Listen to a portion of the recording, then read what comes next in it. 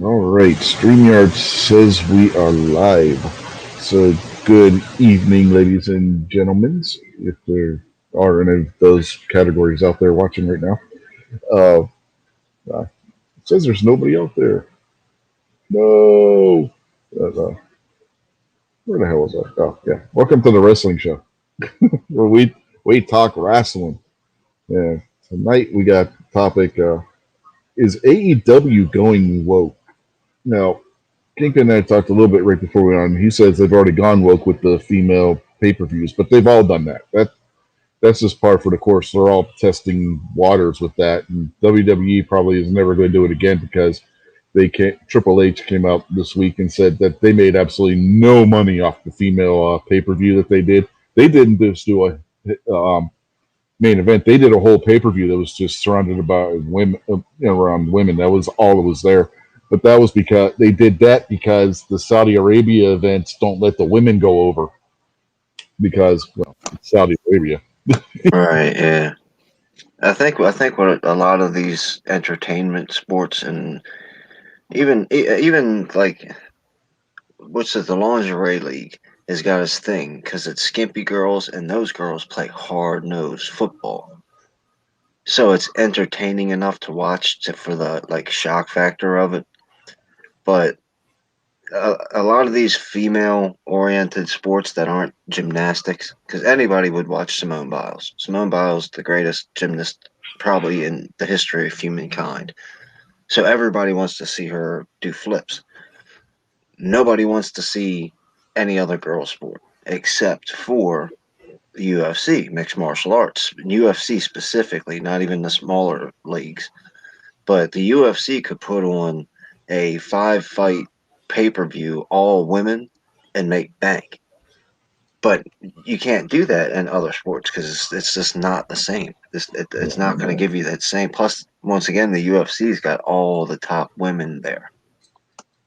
Yeah, the only other women's sport I would say I watch whenever we're watching Olympics because we'll watch the gymnastics, like you said, and then we'll also watch the swimming events. So we watch women's diving, women's and the women's swimming with the races.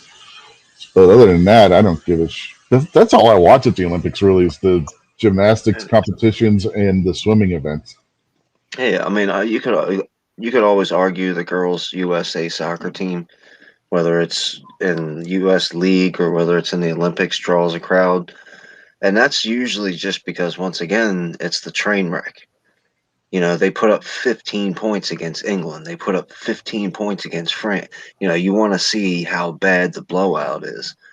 But when it goes away from like the main events, like girls soccer, nobody in the world cares about that. And even as popular as the female USA soccer team is, nobody's really watching that crap. It just seems like they are. Because when you compare it to the men's, it's not even a comparison. And the men's team usually sucks. Right. And with the swimming events, at least with diving, they do the men's and women's alternate. But the races, they're you'll have a men's race, then you'll have a women's race, and you have a men's race, and you have a women's race. So you're watching the men and women swimming on the same day. It's not like they're every other day. You know what I mean? Like with gymnastics, you'll have the women's gymnastics and the men's gymnastics and the women's. They don't do it like that with the swimming. It's the same. The races are all the same day. Well, and Southpaw's out there saying roller derby. Roller derby's awesome when it's all women, that's for sure. But Roller derby is interesting when it's co-ed too. yeah, yeah. The more singular events like swimming and diving, I think it doesn't really matter if it's male or female because of the amount of talent and the awe of seeing somebody flip around 20 times and not even make a splash. Same thing with the gymnastics. The just unbelievable skill that these people have. And once again, when you got Simone Biles being a woman, the greatest gymnast in human history, of course everyone wants to see how many flips she's going to do this time just because she can. Where there's no dude out there that's blowing it away like she is. She's just in a league of her own. Yeah. Well, men's gymnastics and women's gymnastics are different. If you look at the women's gymnastics in the at the Olympics. It's more agility and finesse Yeah, based, whereas the men's gymnastics is more strength based. yeah. You'd want to see the men on the uneven bars and the women on the pommel horse, or the flips, or the dance Pommel floor. horses men. Yeah, pommel horses men, vaulting horses women. Yeah, okay, yeah, that's yep. You're right. You're right. Yeah, it's it's still floor exercise is the closest you'll get to the men and women doing the same kind of stuff. But even then, the women's is still more agility, where men's is more strength. But they're both doing like flips and shit on the And mat. Makojo makes the point right there. Those are sports we only watch once every 4 years. Once every 4 or 3 years, because of the sometimes people turn in to see the practices or whatever, or the scrimmage matches before the Olympics start. Yeah. He also says it gives respect to the men's gymnastic rings. That is probably the hardest event in all the Olympics. Yeah, that's tough. Is the rings. That if you've never been on a set of gymnastics rings, that is some hardcore strength shit right there. Yeah, yeah. And bringing it back to the entertainment sports, just look at Hollywood. No major movie production with the female as the hero or the heroine, I guess, except for Tomb Raider, was a major hit. And I don't even know if Tomb Raider was a major hit. It just became like a cult classic. Yeah, it's like Resident Evil would be the only other one I could think of that would be close to that, or Underworld. Underworld would be fair, but that also would fall deeply into the cult classic now. Yeah, that's what I'm saying. That and Resident Evil would fall into that same kind of category. I was And saying they're in the same kind of category as Tomb Raider. plus, Kate Beckinsale, super looking hot in a tight skin outfit. And she had a good cast to go along with her. They had the Oh vampire yeah, show up in the different like parts of the story. It wasn't all just about her kicking butt. yeah. Compare that to Captain Marvel, which absolutely sucked. But, yeah, exactly. All of them. Every movie that they've put out in the past Well, there's 15 Wonder years. Woman. Wonder Wonder Woman Woman. wasn't bad. I didn't watch Wonder Woman. I'd assume that it was probably pretty terrible. No, it Uh, was good. but The the first Wonder idea Woman of was Wonder good. Woman as style is there because they didn't. There hasn't been a Wonder Woman movie or show in 20 some odd years, 30 years. So they went with it. They didn't just remake it, and they also kept her kind of badass. Yeah, It's not like they turned her with, blue hair and a nose ring. no, no, absolutely not. That's Captain Marvel, except she had Yeah, blonde hair. yeah. But yeah, Wonder Woman was really good. If you haven't seen it, I do recommend seeing it. That was actually a really good movie. Now the second one wasn't supposed to be so good, but the first one was. But Yeah, sequels generally do worse than the first one. There's very few movie franchises where the second movie was as good as the first, and extremely rare that you'll have the second movie be better than the first. yeah. I mean, I think if you took a poll of as many people, 1,000 people, 1,000,000 people, or 10 people, even a couple of people we got listening to us right now, the nobody wants to see women in the lead action role, whether that's wrestling or whether that's movies or television. Once again, UFC is different because those are real punches from real athletes. And even the best woman knows that she'd get her teeth kicked out by the worst male. And that goes back. That all goes back to the physiology Yeah. way we're wired. Men are wired to be the warriors and everything. So uh, that plays into what we like to watch in sports and stuff because sports today are the gladiator games of the Roman Empire. You know what I'm saying? So it's only without as much blood and death, Right. Yeah. but they serve the same purpose.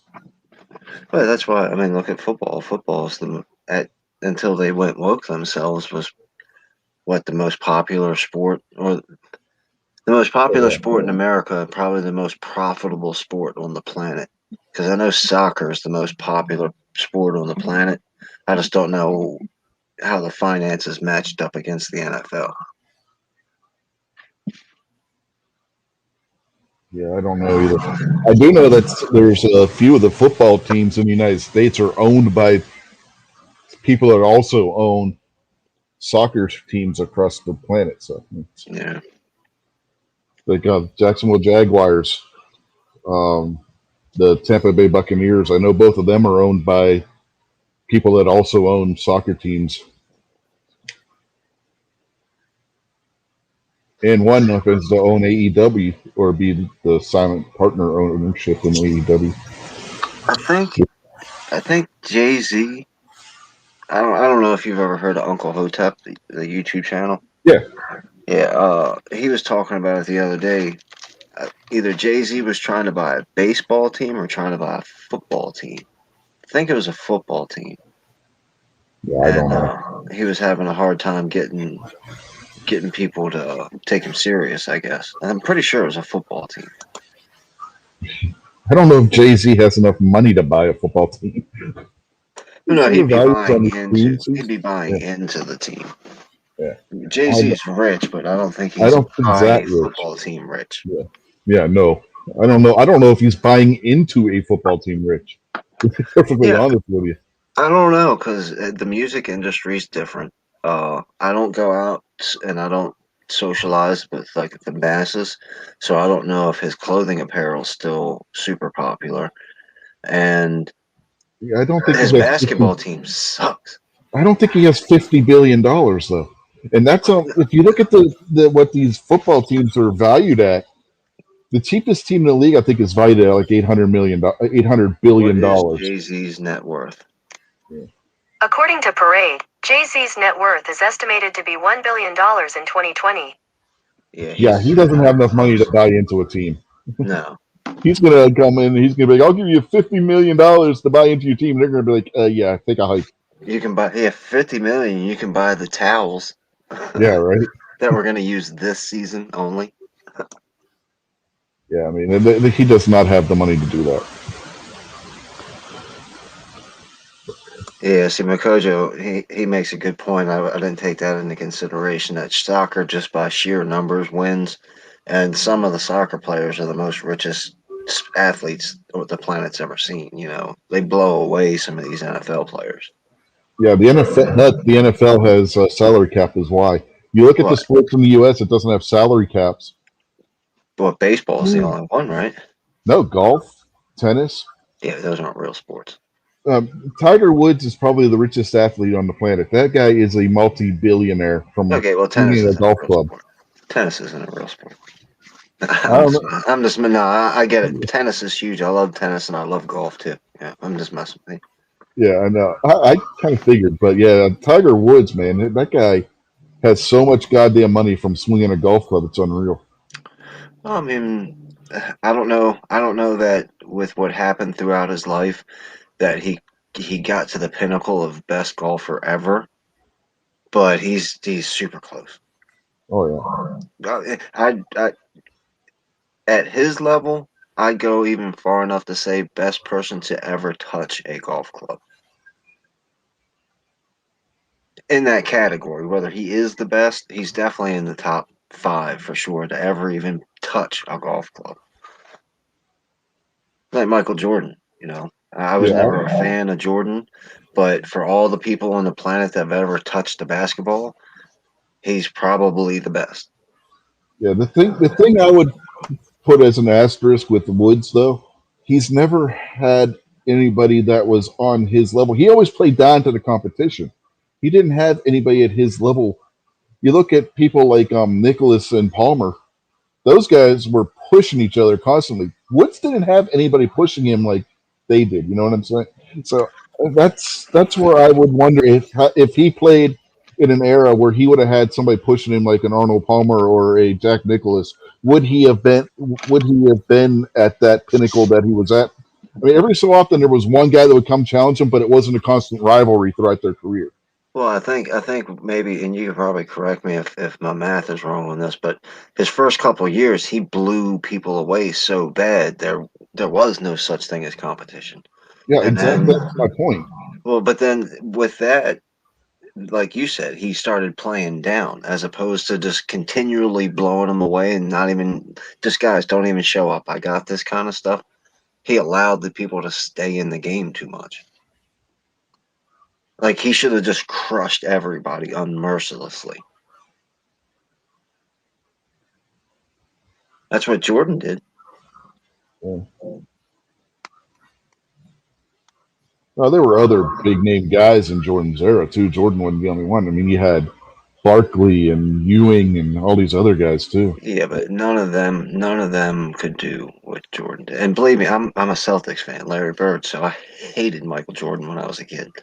You know, but watching back and looking at what he accomplished just by himself and how much he made all the rest of his teammates better and the league better, I have to say Michael Jordan's the greatest basketball player ever. And the most influential basketball player ever for sure. There is no argument in that.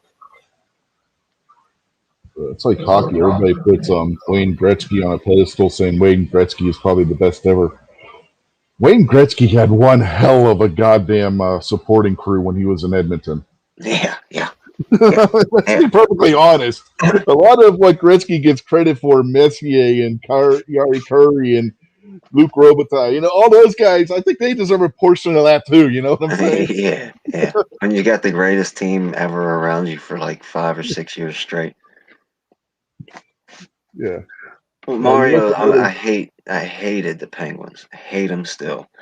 But Mario Lemieux was amazing on the ice. Oh yeah, if he wouldn't have hurt his back, he's probably the Mew is the best power forward to ever play the game, hands down. The little guy named Alex Ovechkin's doing pretty good. Yeah, he's a one-dimensional guy. Yeah, wins his only dimension. But No, his only until they dimension is get to, until they get to scoring. the first round of the playoffs. His one dimension is making. Yeah, he gets to the first round and then gets eliminated. In first or second round, he's always gone. One year they make it to the final and actually win the damn thing. Uh, and he's drunk for the next 6 months with his head Mhm. stuck in the Stanley Cup. Oh man, Hockey, man. you got to feel bad for the Stanley Cup with some of the things that people have done to that thing over the years. You've had people use it as a Jello mold for Christ's sake. Yeah, I, that's nasty.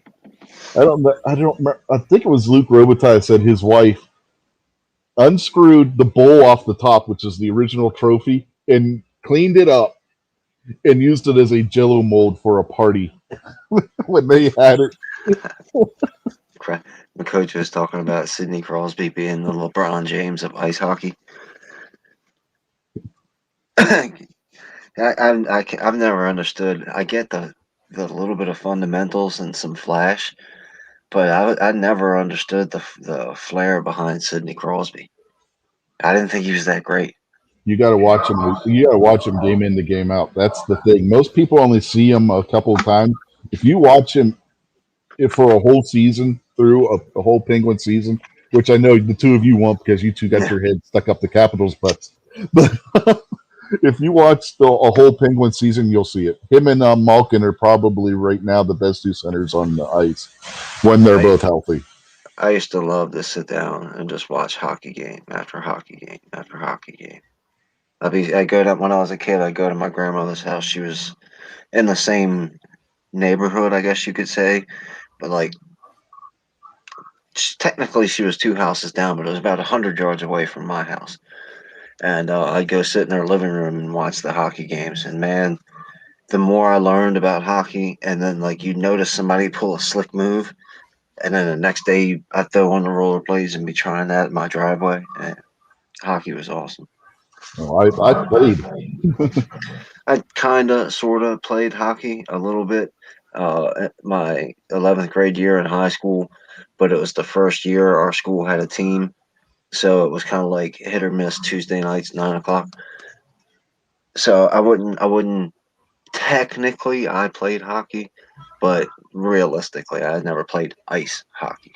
No, I played ice hockey. I was in the Penguins junior league farm system. Nice.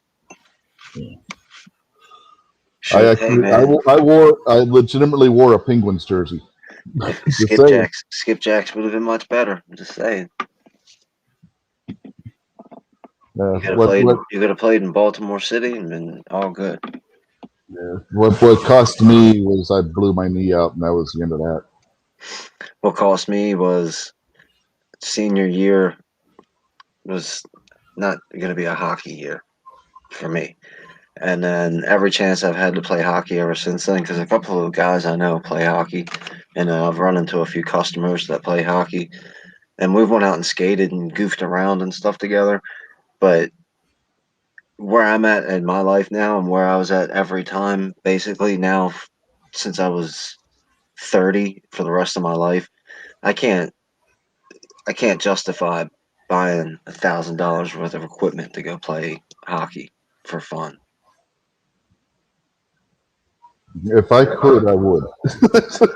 Just- Yeah, if I made 100 grand a year or something like that and didn't work the job that I do, didn't do and construction. I would play just for fun if I could. Honestly, I love that game. Right, but I have nothing. I have no socks, no skates, no pads, No, no I don't either. helmet, no mouth guard. That's over $1,000 worth of stuff I'd have Oh, to I buy know, just to start. I know. I And just I would can't. have to buy more than you because I was a goaltender. Well, I see, I, goalie would be my backup position. I would do it. I would do it in a heartbeat. But in I was the one practice we were alternating positions. So I get out there and I'm actually playing forward, and I'm slapping that puck so damn hard and hitting these really finesse wrist shots. And the coach is like, "If I knew you could play like that, you would have been a forward. You would never have been goaltender." That's one of the things as a player and a fan of the game, and then coaching like little league soccer. Even though it seems kind of weird to compare the two, it's a hard decision to decide who to put in goal because you don't want to take somebody that can score or defend really well on the field off the field, but you also don't want to place somebody who can't handle the box in the box. Yeah. You know, in a situation like you, what do? You got a great goalie and you got a great winger. Yeah, you can't play both positions in one game. You can't play both positions in one season either. No.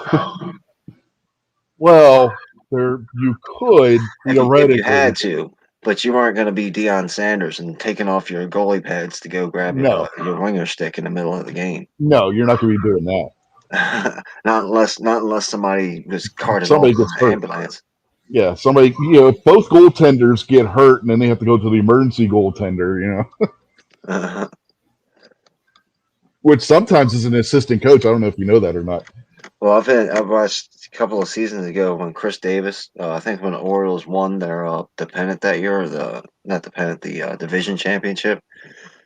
Chris Davis, it was like 15 innings, and our first baseman had to pitch because we were out of pitchers, we were out of substitutes, so we had to put a guy on first base, and our Chris Davis was our backup pitcher, and he actually won the game. Yeah, I remember quite a few seasons when if the goaltender got hurt for the Pens, so it would have been Fleury. Fleury got hurt a couple of times, and they were like, "I don't know what we're going to do if we have to go to a back if he gets hurt." And then they look on the list, and it's like, "Oh, the equipment manager's the backup to the backup."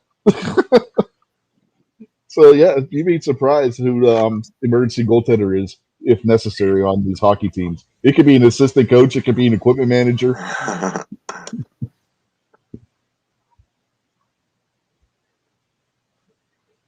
It's crazy, but we are way off topic.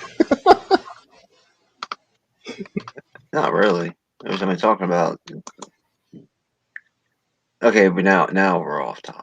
Now, Yeah, we're off topic. I wanted to talk about what AEW is planning for the fight for the Fallen this year.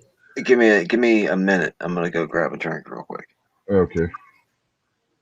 So, yeah.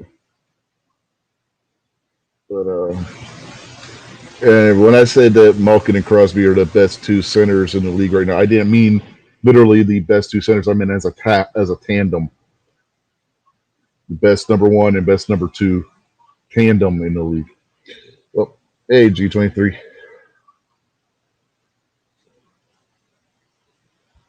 Yeah, I just thought I'd clarify that. You still going with your show over there? Or is it, are you talking about Guns and Barbecue?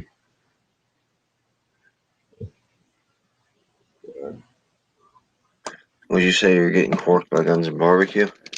Oh, of course. Chat battle. Uh oh. Yeah. I told G23 to challenge you to a chat battle on a Saturday night. Yeah. We had an interesting show over there before I had to leave. Yeah, I was out there listening. But G23, we gotta get G to set up questions, and we gotta get questions set up and get G set up so he can be on both chats at the same time, and he can be the Alex Trebek. chat battle host. He could be Alex Trebek. Yeah, so all we got to do is get with G Webs and see if he's interested in doing it, and if he is, we'll pick a date, and then we'll just try to figure out what kind of questions to come up with and what kind of chat battle to have. Oh, Obviously, it'll be two-way. I keep forgetting. I got to get with Scotsman and figure out when we're doing our show crossovers. I keep forgetting all about that. Oh my god, we've been talking. We talked about it late last year, and we talked about it a couple of times since then, and I keep forgetting. He probably keeps forgetting about it too. Now think about it. Yeah, he's always got. He's a good dude, man. He you know how connected he gets with the people that he gets connected with, Oh and unfortunately, he gets quite a bit of bad news being that kind of guy.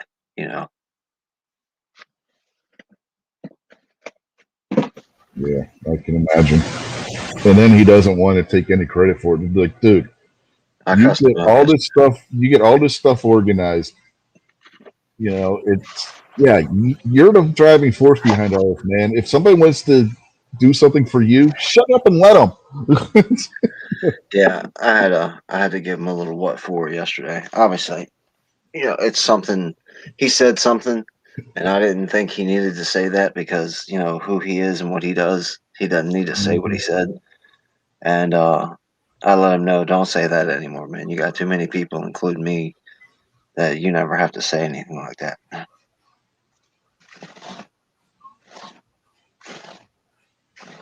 Yeah, say he had a scheduling conflict. It happens,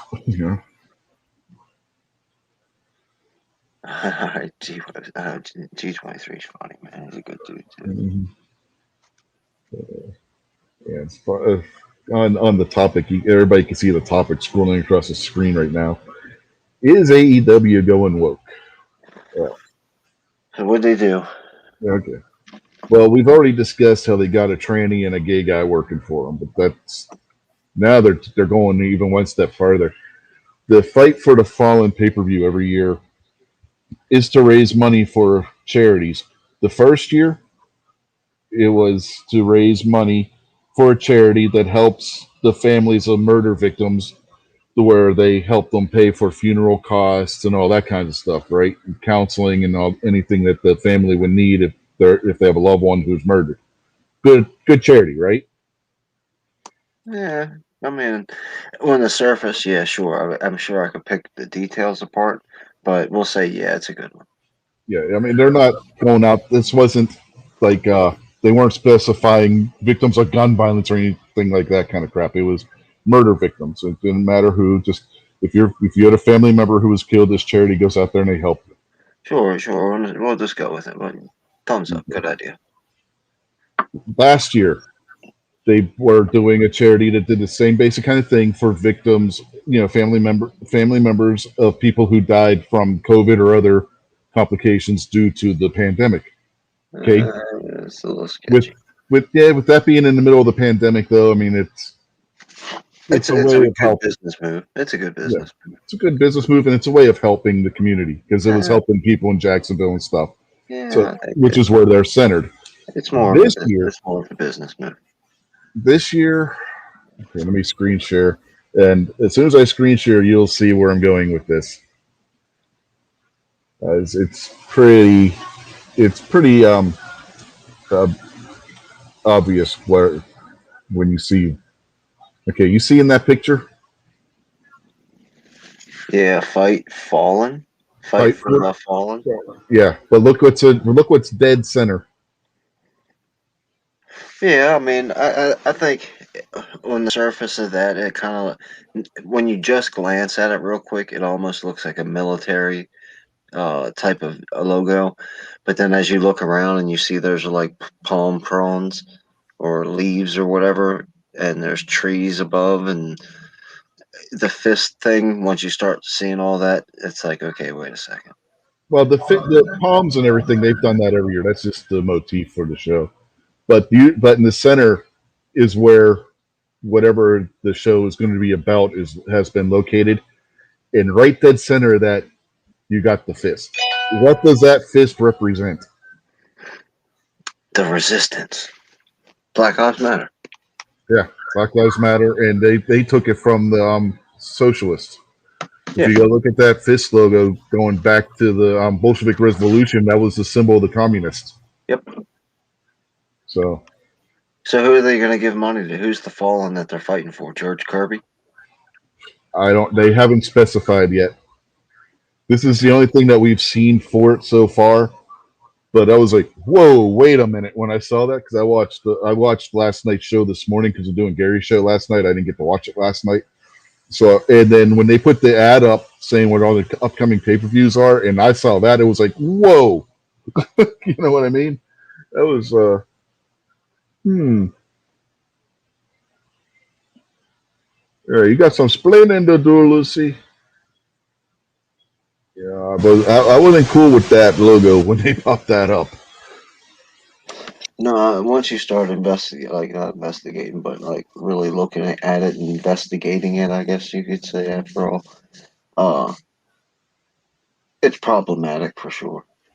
It doesn't, it doesn't scream ending well. Yeah,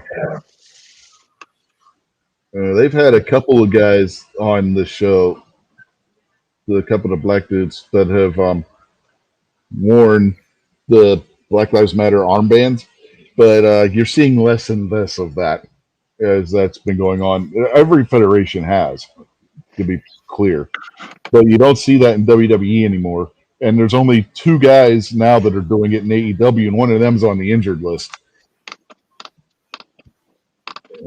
But that, like I said, when I saw that, that was a yeah, that's not good, especially with the backlash that that movement has been getting lately. I don't know if that's a good business decision, and it's definitely not a good decision ethically or morally to be putting up something that could potentially be in favor of a bunch of terrorists. Well, let's find out. Let's see, where am I at here? This says up here on the top, it says 247sports.com, College, West Virginia Board, contents, BLM adopts, blah, blah, blah, blah, blah. So BLM adopts clenched fist of communist as its symbol. This was June 20th, 2020.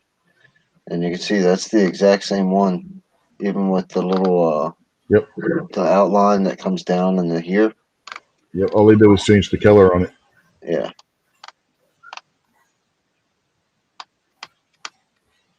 That guy, he's a capitalist. He's a Yeah, patriotic Lenin. capitalist. Yeah, Yeah. Lenin. There's another one right there. Oh yeah, Chavez. Another hero right there. Oh yeah,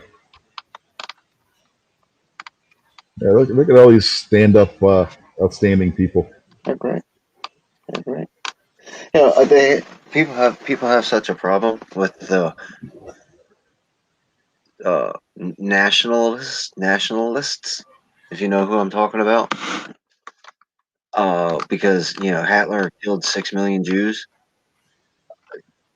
This guy right here, uh, these people right here killed way more people than Hitler did. And replace that with a star and a little serious, little bunch of stars around it, and they killed more people yet. Oh, I thought this was the China flag right here, but No, this that's is the Soviet. yeah. That's Soviet Union. But this is close enough to the one Rich is talking about, the China flag. Don't look at this thing, and that's way more people than the Russians did too. So Hitler wasn't that bad after all. He was bad, but people ignore the fact that the Soviet Union was worse How do I get out? under Stalin. Stalin, even before World War II, Stalin had starved I don't know how many people in Ukraine. Sent the Red Army in to take their food. Now Guns and Barbecue is quirking. I know he would eventually because they got their show tonight. Does that sound like a three-way chat battle? Possibly. Can G go live on 3 different chats?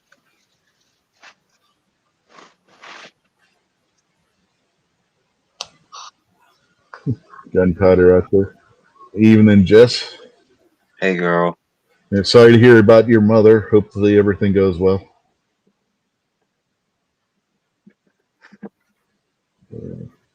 Yeah.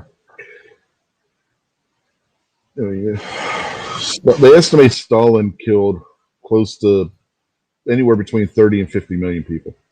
Mao Zedong anywhere between 50 to 100 million, maybe even more. Yeah. Plus, they're still working on it. The Russians kind of chilled out for 20 years. The Chinese have been busy. Yeah. Well, the Chinese are trying to kill the entire planet.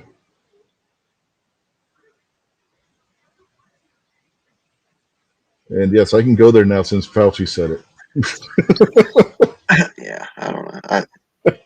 I still stand on the same place I've always stood on, the whole got you. Yeah, no, that was a joke. Yeah, remember, before as soon as Fauci says something, then it's perfectly okay with YouTube to say it. Yeah, I wouldn't press your luck though. Fauci's a liar, so why couldn't YouTube just lie too?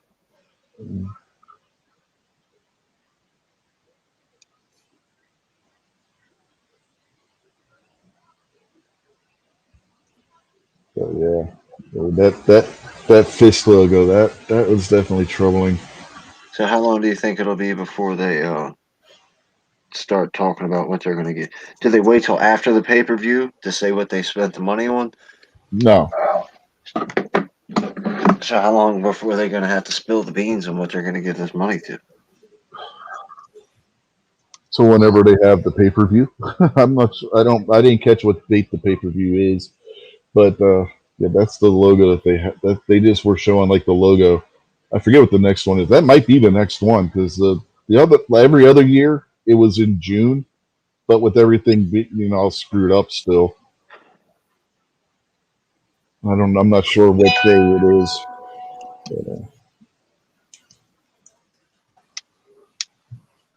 let me see if I can find that again.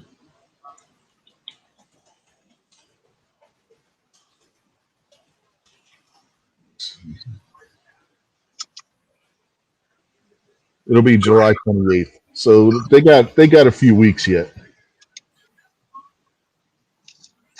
You never know. I mean, they might surprise you. They might be giving money away to Gold Star families. They're not, but we can pretend like we could be surprised. Yeah.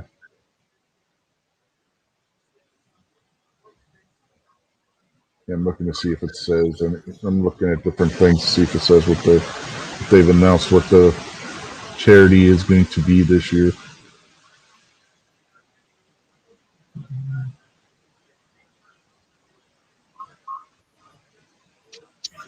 The original Fight for the Fallen wasn't the pay per view either. So I'm looking to see. Yeah, it doesn't say there either. Hmm.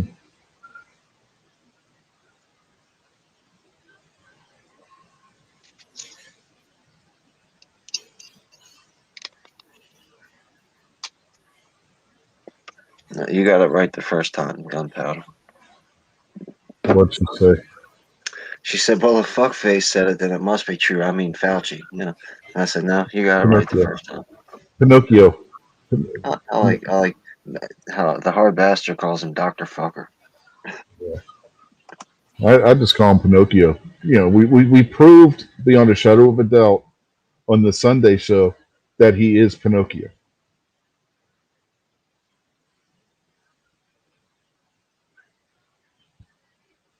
Yeah, I have no idea what the charity this year is going to be. It doesn't. I haven't seen anywhere that says.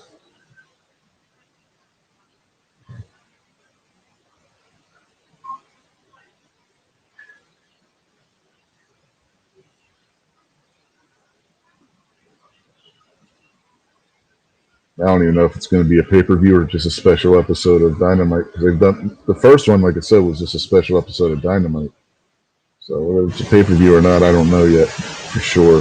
They just said that they're doing it, and they don't know what it's going to be.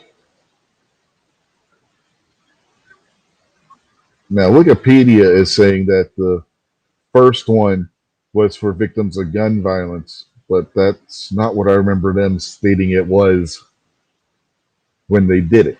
So they may have changed. The charity may have changed its wording, but I still have not seen where if anyone who has what they're going to be contributing to this time. But their G Webs was talking about. I don't know if you saw much of the 2A wrap up last night, but me and him were No, talking about it. Gun violence isn't a thing. It's not. It doesn't exist. There is never, ever, ever in the history of the world been gun violence ever.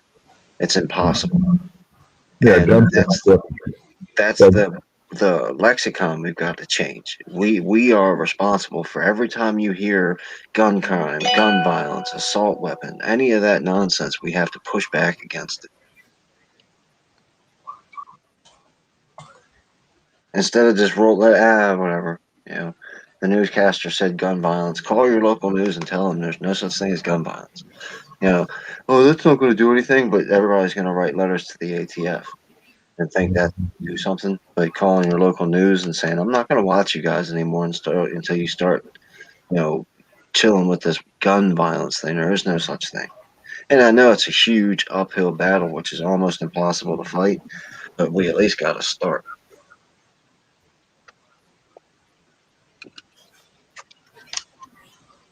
yeah, but nobody's saying what they're doing this for this time. No, if they hide it, they were ashamed of it. Yeah, so far they've only announced the tickets are going on sale for it. So even on their official Twitter, that's all it says right now is the tickets are available and what day it's going to be. And again, it's still early because they got over a month until the show.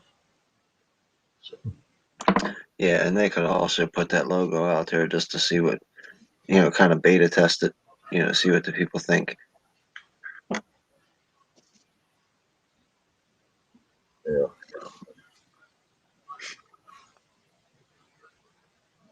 Whatever happened with that molester that you were talking about like 2 or 3 weeks ago that got fired? Haven't heard anything. That was the last thing that's been said about him, so don't know.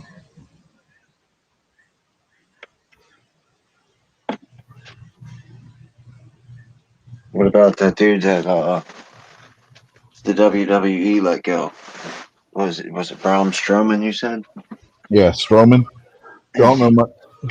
He hasn't. He's been quiet, but he's got like 90 days before he can do anything from when he was let go. So I Oh, wasn't he's on expecting vacation. big noises from him or anything yet. He's on vacation. Yeah, basically.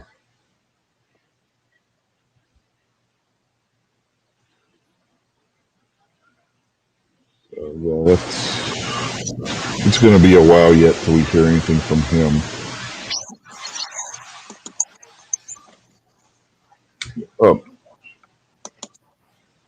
I believe it's next week. Arn Anderson's son is going to be debuting in for AEW as a wrestler. He was on Dynamite yesterday, but he's going to have his first match. Him and Cody are going to be teaming up to take on a couple of guys.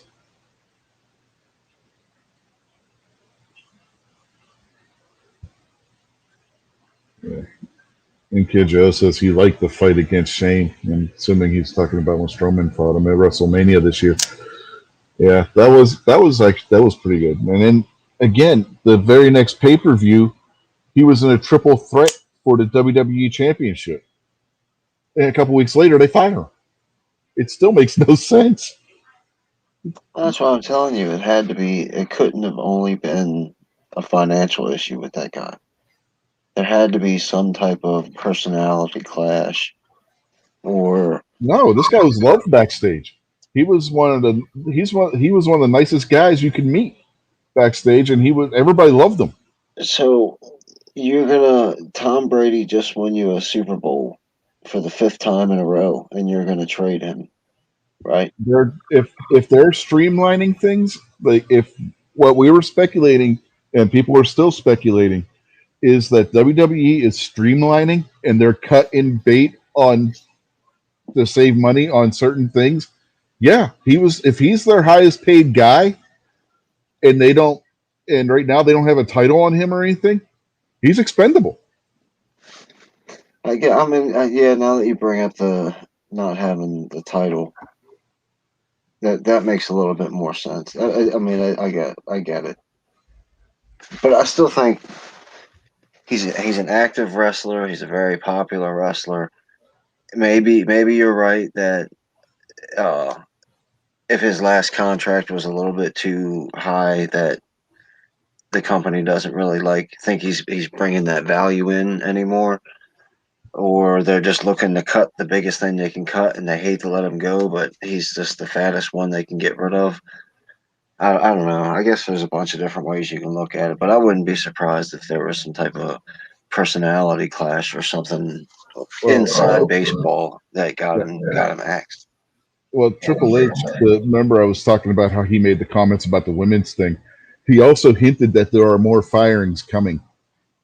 It was an Yeah, investors meeting where Triple H was saying all this stuff. So if they're yeah, talking to investors and he's saying there's more firings coming, there's more firings coming, and it, it really looks like when a company is streamlining before they do a sale, before they sell at least part of the company or the whole thing to somebody else. yeah. They're basically liquidating all their assets. Yeah, Yeah. Okay. I forgot. I forgot we did talk about that too. which is the only thing that anybody can make sense of with the Strowman firing. Yeah.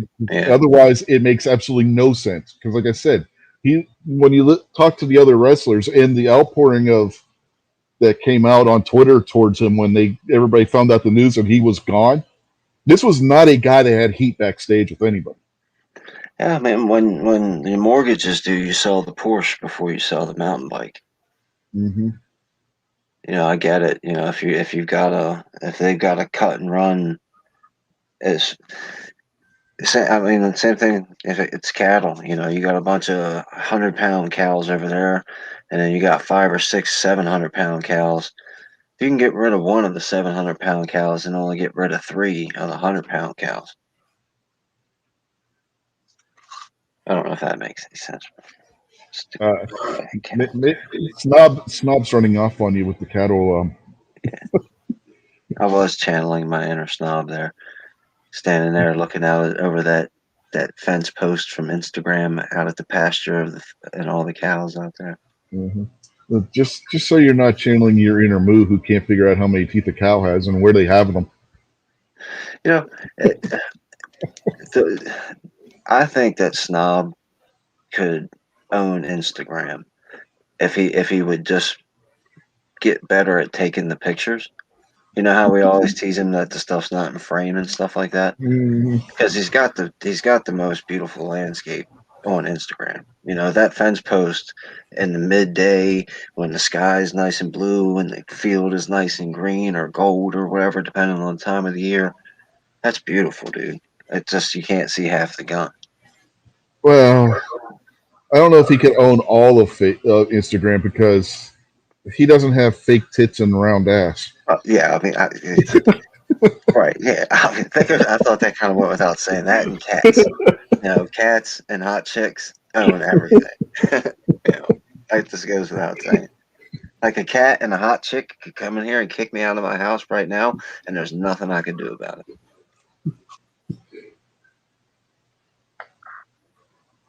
See, where Snob can really clean up. No, wait, he couldn't do that on TikTok either because they probably ban him.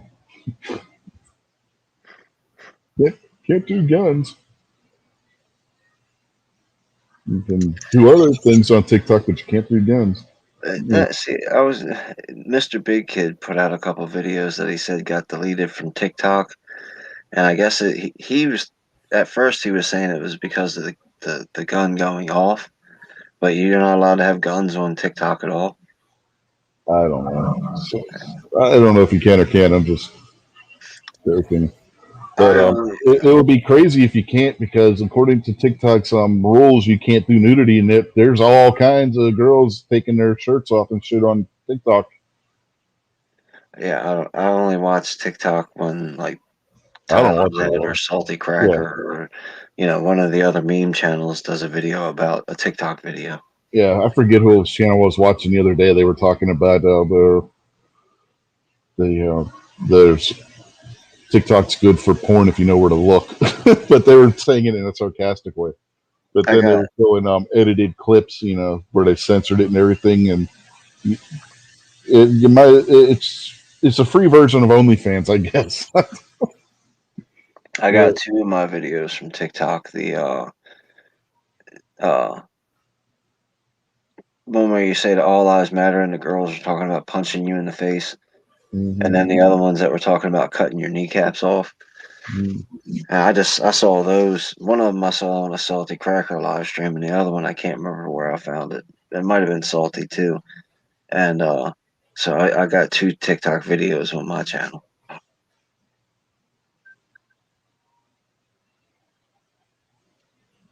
Yeah, I have never been on TikTok. I do not have the TikTok app. My wife's like, "Oh, I'm good." Like, no, you ain't. No, you ain't. Don't even don't you let me catch you doing TikTok shit. No, that shit Yeah, is evil. I only reason I use YouTube this much is because I got hanging out with you guys.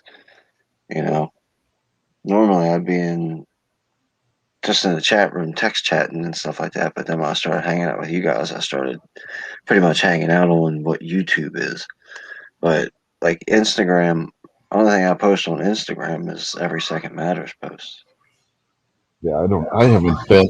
I hardly even look at Instagram anymore, unless somebody's messaged me. Like MKJO will message me shit on Instagram, or DJ Play Nice will message me on Instagram, and Yeah, like Gary and them would. So every so often we'll talk about something on Instagram. But yeah. I really don't. I really don't even touch Instagram anymore Uh, the, or the Facebook. the weird thing about me with Instagram is at best I got like 300 and some odd people following me or whatever. Uh, at best I get I think 50 likes is the most I've got on any of my pictures, and it's all you guys. So I'm like, Instagram is cool because it's just an easy way to send all my friends picture, and if some other stranger happens to see one, okay. But if not, I took a picture to send to you, Rich, in the G Webs and Makojo. That's a good way, like you said, for Makojo. He sends me stuff all the time, and Scotsman. Yeah, It's just it's like our own private little chat room that's open to the public. yeah.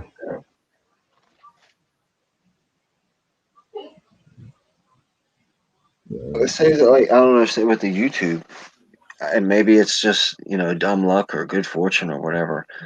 But not a whole. I got a little over 1,000 subscribers, but not a whole lot of people mess with my channel. I put out a video to make you guys laugh, and you text in the little comment section, "Hey, that was funny, dude," and I'm like, "Thanks for watching." And that's about it.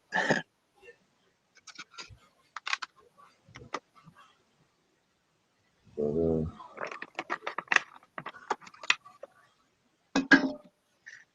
I did up I did upload 2 videos over onto my Rumble account. And they both uploaded again onto YouTube. Yeah, both of my YouTube channels. Because Rumble apparently, if you upload something to Rumble, it'll automatically upload it to YouTube, but it won't read from your YouTube, which sucks. So it'll put them on YouTube, but it won't take them off of YouTube. Exactly. Where most all the other sites will take off of YouTube for you. Right. Which I was hoping it would do because it would make things a lot easier. I'm not downloading every goddamn podcast I did to put them over on Rumble. You know what Well, I you mean? could check. I know G20. You'd have to ask G23 because I think he said it's 200 YouTube subscribers. But Odyssey, if you have at least 200, we'll pull your whole YouTube channel over there. Oh, And I have once you get, 250 on the main on the Unloaded Media channel. I just hit 250 tonight finally. yeah, that's what I mean. If you wanted to put these videos up somewhere else, Odyssey will take them if you got over 200 subs. Yeah. Well, I It was might be playing around with 250. Like I said, you'd have to check with G23 on the exact number. I was playing around with Rumble because of the things that Steven Crowder has been hinting at coming down the road with Rumble. Like they're getting big financial backers and stuff over there now, and they're working on their live streaming. You can live stream on Rumble now; it just doesn't archive it. Odyssey's been live streaming for 3 or 4 months now. Yeah. But the only problem with Odyssey is you have to have 50 subscribers on Odyssey. And Odyssey's not nearly as user friendly as YouTube. So My people mother is get over Rumble. there. Basically, Salty Cracker is Odyssey. Right. Yeah, Rumble's not the most user friendly right now either. But if I wanted to, I could start a live stream there right now. I'm not sure how their live streaming software and stuff works yet 'cause I haven't tried it. But Well, that's like the Odyssey one works pretty good. It's got a chat room, but it's all. I don't know if you've ever been on like D Live and watched the chat, but the chat room is all condensed because you got all the super chat stuff and the emojis and all that kind of crap you can post. So the actual text window is a lot smaller than the YouTube text window, and getting up to 50 subscribers on Odyssey is not an easy thing. yeah. Now, on Odyssey? Is everything automatically monetized? Mm-hmm. Okay, that's the way Rumble works too. Yeah, you get some type of little bank. So every time you watch a video or every time somebody watches one of your videos, you get a little bit of money in your bank and you can donate it to people and they can donate to you back and forth. And you get if you watch 50 videos, then you get a couple of dollars in your bank. If you subscribe to 100 different channels, you get this much money in your bank. You know me, dude. I don't care about none of that crap. I watch a No, G1 video or Patriots video and I give them a tip. Yeah, I was just curious because I didn't even apply for monetization on Rumble, and both my videos are monetized over there. Not that anybody's watching it, but Right, but that's what I'm saying. Anybody who does watch it, like, look, at least on Odyssey, if you put out a video and one person watches it, you get a penny. If two people watches it, you get a penny. Once like 8 people watch it or something like that, then you get 10 cents every time somebody watches it. You know what I mean? So the more views you get, the more money you get per view. And it's like I said, if it's something that you're interested in, you'd be able to understand it. But I've never cared about any of that monetization stuff on the internet, so I've never looked into how any of it actually works. So I can't really talk about it with any kind of understanding, except for what little bit I do. yeah, basically Rumble is their monetization is what YouTube's used to be. You know, when the YouTube actually monetized everybody and didn't just pick favorites. Yeah, that was before my time, like way before my time. Yeah. And MKJO says Braun cut his beard. Why wouldn't AEW pick him up? Yeah. I don't think they would have a problem with him having a beard. Now, Yeah, could you he just take is his name Braun Strowman, or is that his character? that's his character name. His So real he name's Adam loses that Cole. character name. Yeah, it's probably owned by WWE. But there's not very many people that look like him other than his dad. Well, who was the first person to have a contract issue with their name? Was it China? No, it's been going on for a while because Vince has always tried to own the copyright on people's names, which is for a while he owned the Rock, but then he screwed up and that slipped and Dwayne Johnson snatched it up real quick. But he owns the Triple H name. Anybody who's anything big, he owns the name. Hulk Hogan, he didn't own that one, but then he had that name before he ever went to the WWE. He had that name in the AWA. I almost said AEW. But he had that in AWA when he was first starting out. Yeah, the only one that I can remember ever having any dispute over was China, No, and you that's had basically Ultimate. just because she went on Howard Stern and all drunk and started complaining about it. Yeah, Ultimate Warrior. He tried getting that name, but he legally had his name changed to Warrior, so Vince couldn't copyright the name, Right? What an which idiot. is a masterstroke if you think about it. Just get a better agent. Well, it's not that.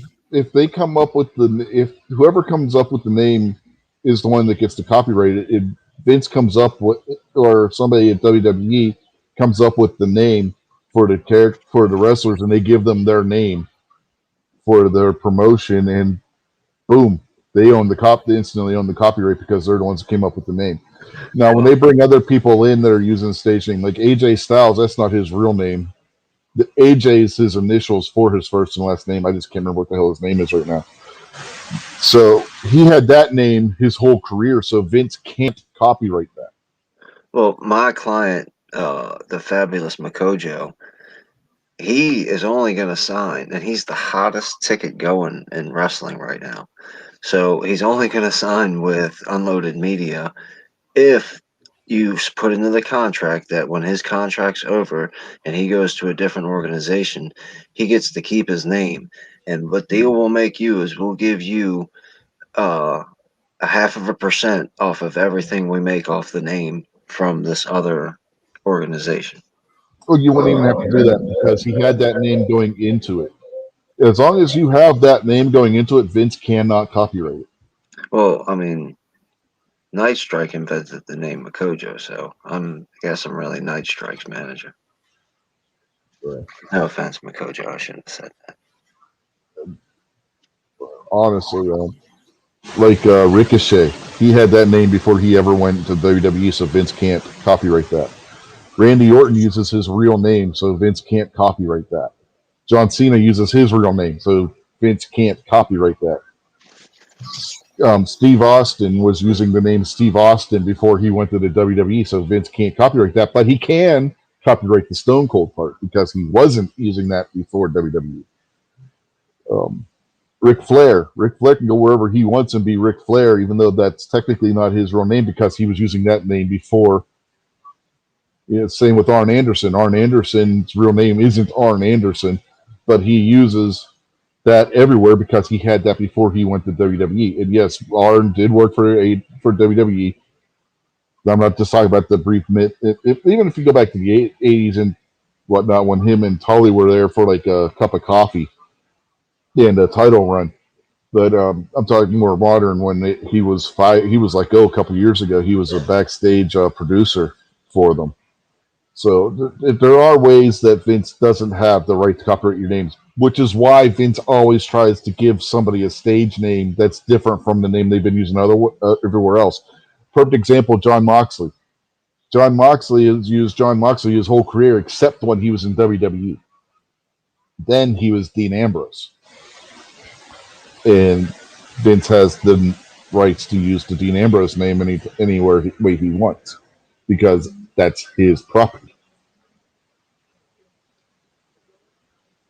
It's interesting how all that kind of stuff works when you dig into it. If you're into that kind of stuff, anyway. But yeah, like the Roman Reigns name, he can't leave and go to say New Japan and keep using the Roman Reigns name because Joe Anoa'i doesn't own the Roman Reigns name. Vincent Kennedy McMahon does.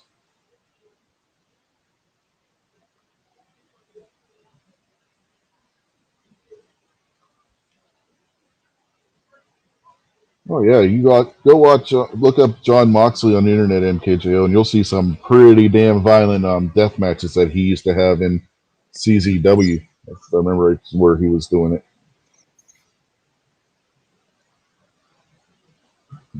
Moxley's been around for a while. He actually was a jobber back in the 2000s for WWE under another name, a third name. I don't remember what it was. He had long blonde hair and shit because that's what he thought wrestlers were. He thought wrestlers were long blonde hair and tight spandex. So when he first started, that's what he was wearing. And then once he was fired as a jobber by the WWF or WWE, and he started going working in the independents, he started seeing, hey, wait a minute, there's guys out here just wearing jeans and a t-shirt. And that's when he came up with the John Moxley character, was at that point. Who do you think would have been the first guy to wear like street clothes? You know, you think of the Brooklyn Brawler. He had some blue jeans and a t-shirt on. The Bushwhackers came in with like cargo pants basically on. There was another one I was trying to think of. But most of them would wear like wrestling tights or wrestling shorts and stuff like that for the most part.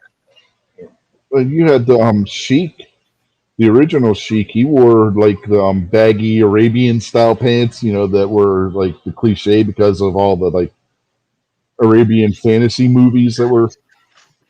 I don't know that I can't say that I remember. I That picture was him in in the the like 60s. the shorts. I'm not talking about the Iron Sheik. I'm talking about the Sheik. This was a guy in the 60s. Oh, see, I don't know that guy. Yeah. But then you had the guys that would wear the overalls. You always had some hillbilly character at some point in one of the federations that was wearing overalls. You know, Hillbilly Jim didn't start that look. No. You know, because you had like Haystacks Calhoun and people like that. Haystacks was a massive guy. If you've never seen him, I can't say that I know who that is. yeah, he was huge. Yeah, and he would wear. Sometimes he wore the regular wrestling gear. Sometimes he wore the overalls, Hillbilly Jim style. So I mean, but he was a really big guy. Yeah, he's a big dude. Did you just look him up? Yeah, yeah. Yeah, but so there were. Who was the first to do it? Really, I couldn't tell you.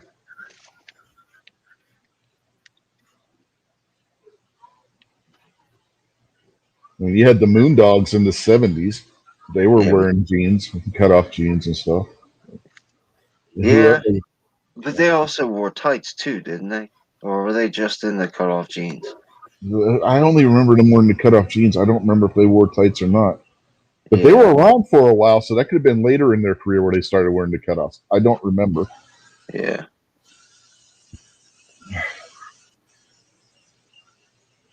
You know, cut off jeans and those big ass dog bones, Dog bones. Yeah, whacking somebody in the head with them. Mainly, yeah. I remember them in the '80s from when during their jobber era. Before that, they were a top contending tag team. They were tag team champions all over the place. And they were big dudes. Yeah, They were like it was. You felt like you were going to see a fight when they came into the ring. yeah, they were like the Road Warriors of their era. You knew somebody was getting their ass kicked one way or another when they came out to the ring.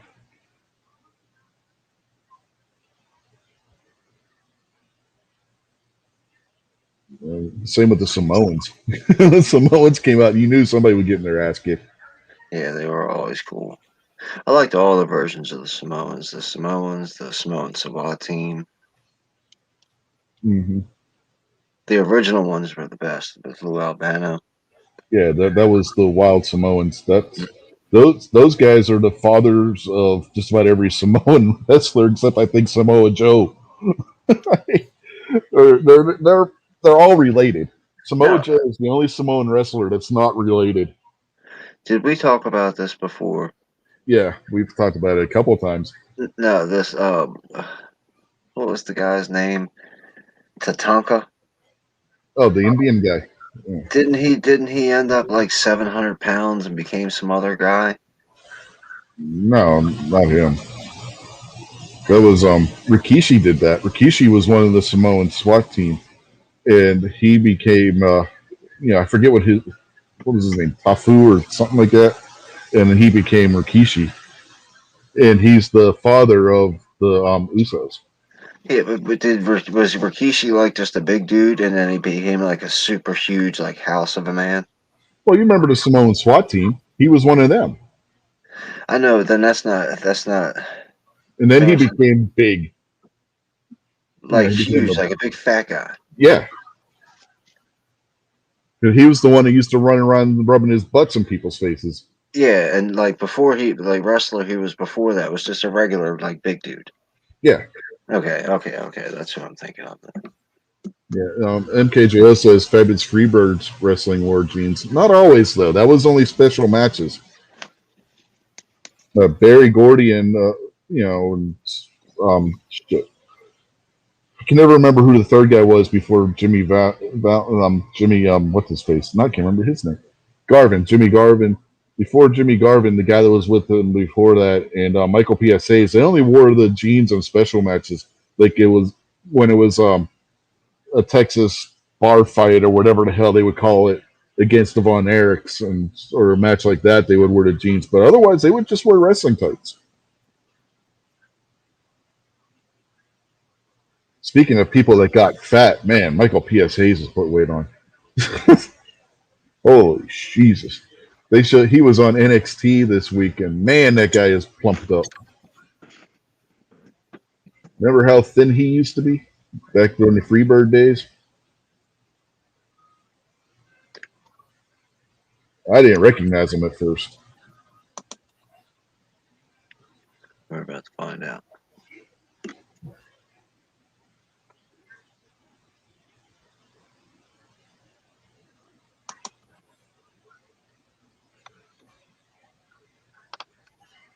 Yeah, all right, let's get this.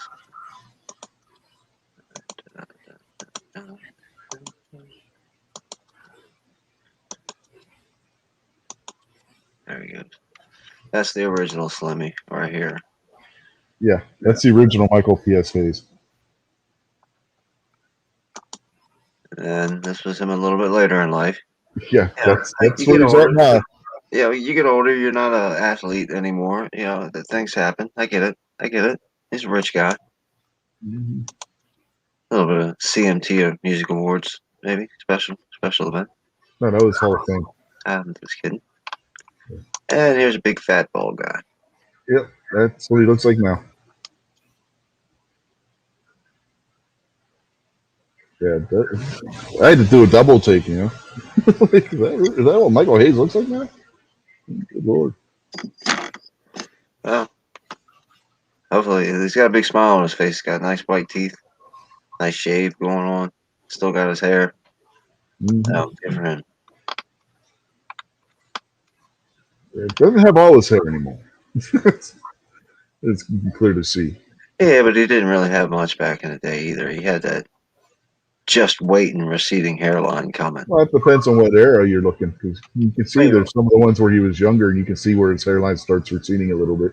Yeah. But there's what he looked like in the '90s, the one there where he's got like the black shirt on. This one. No, down bottom left, the left, other way. Yeah, right there. This one? Yep, that's probably '90s era there when he was doing the character of Doc Hendricks in WWE, where he was like doing the backstage thing, and he was sometimes on screen, but never he wasn't a wrestler anymore at that point. And he stopped dyeing his hair too at that point.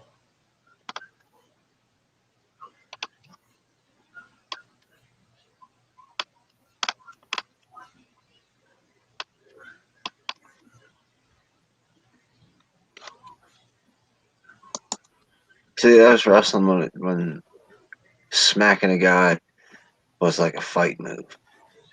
Now you've got to do some type of triple backflip before you smack the guy. Yep.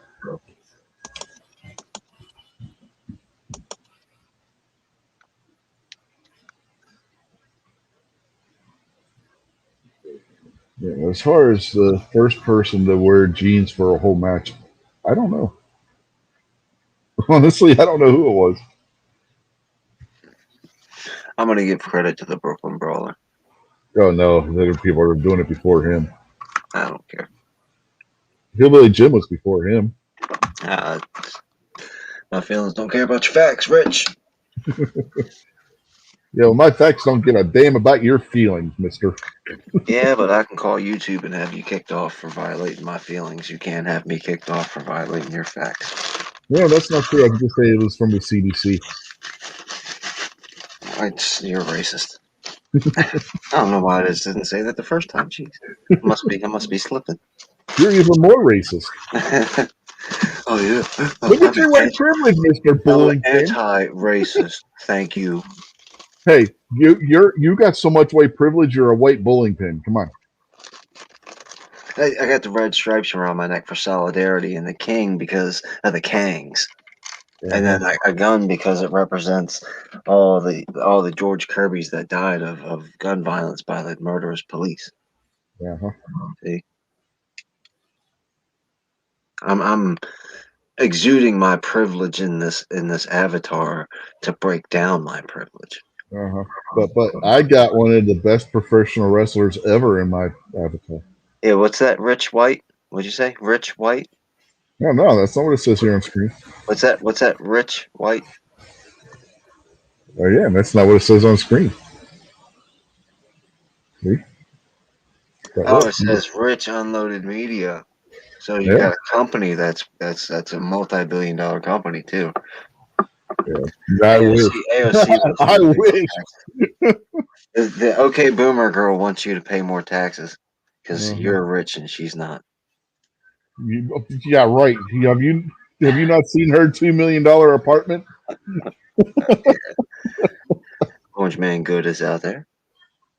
Yeah. Good evening, obnoxious. In case anybody's wondering, my avatar is a Christmas sweater with Randy Savage doing his promo on the cup on those little plastic cups of coffee creamer that he did way back when in the 80s. Looks like he's holding a bag of ready. Like, hey, got some coke, got some crack here for you. Or I guess he'd be more into the meth. Hey, Jason. Hey, fellas, how's it going? We're just tearing down Rich White's privilege. Yeah, I know. But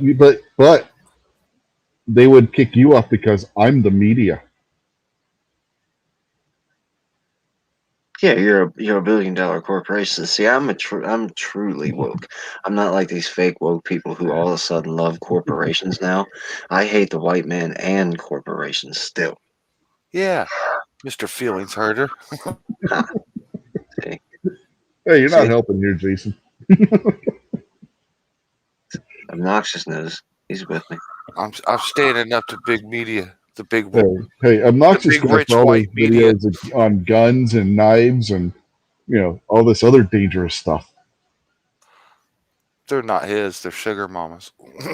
He's doing his part to keep that stuff off the street. Uh-huh. Yeah, he's doing community service. It's the people's work. Did you see his Viking knife that he had custom done? That he was that during Gary's show or after that he was showing us that? I can't remember now. apologize. I fell asleep on Gary's show last night, so I I haven't had think a it chance was. to see I it. think it was during the "Show Us Your Gun" segment where he was showing pictures of that. I could be wrong. I don't remember for sure. Okay, so what's a Viking knife? Well, he's got a. I think was it a benchmark he sent to this company, and they did it up to where it matches his Viking 1911. Oh, gotcha. Oh, that sounds cool. I'll have to go check that out. Yeah, he said it was on. It was during the show that he showed it.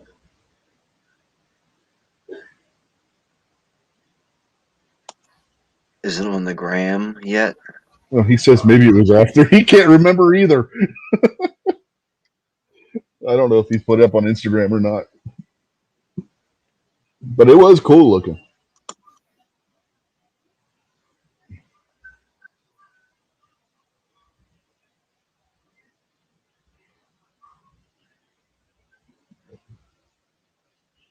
This computer sucks. I told you I'd help you build a new one if you want to build one, or help you pick a new one if you want to. You know. Yeah, that's like I said, we're gonna do that this winter. When it starts to get cold out again, we're gonna get that done. Uh huh. That's okay because I'm helping my son put together a new one right now. And speaking of, he got an insane deal on a power supply on Amazon. The power supply he got, the lowest price anywhere else was like $112. He got it for $60 on Amazon.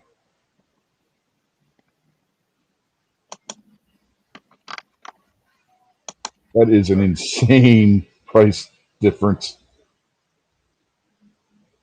And power supplies aren't cheap right now because they're one of the things that are being hit by shortages and shit.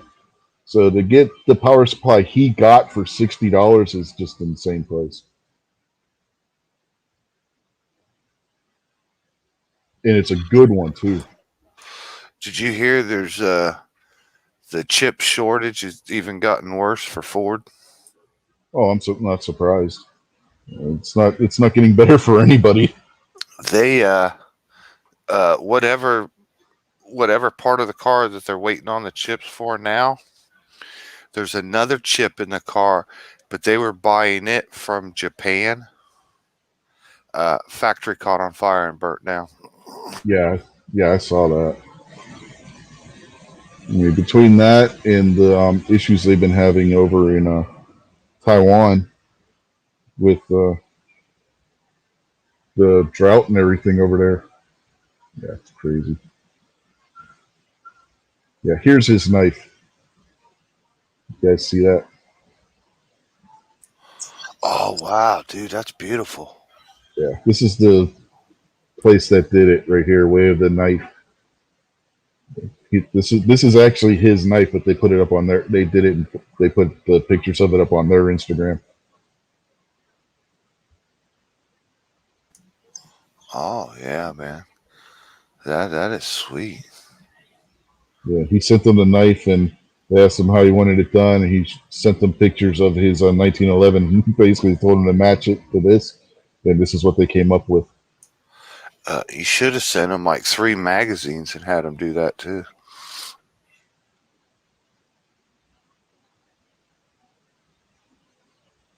Yeah, they even matched the blade because the slide on the 1911 has like this kind of detailing on it. They even matched the blade to the slide with that. How come they didn't have a modern camera that was in color?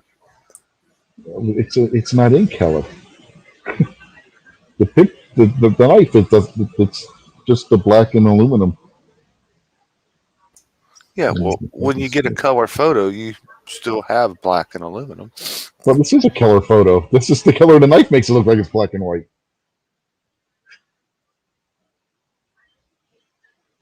If you look in the back, that's like a ghosted, bigger image of the knife. That's actually the background. So when you order the work done, you also have to pay for the fancy photography. I don't know if you pay for the photography. You have to ask him that one. I don't know. But yeah, that's the knife that he had done by them.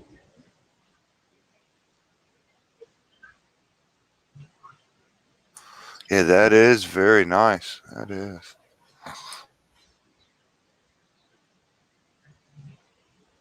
See his reaction.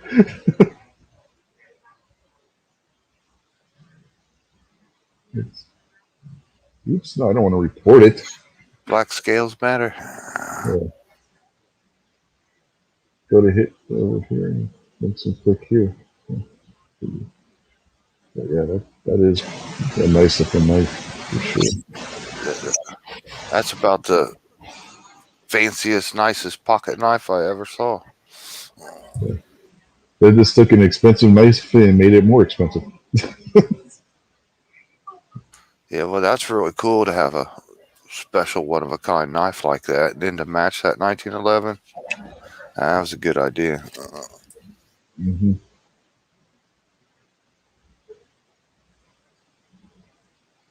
Yeah, he says that it's supposed to be there on Monday, but it's coming through the USPS, so who knows? Yeah, biggest complaint about the postal service. You never know when your package is going to actually get there, or if it'll be sent to some random person in North Carolina.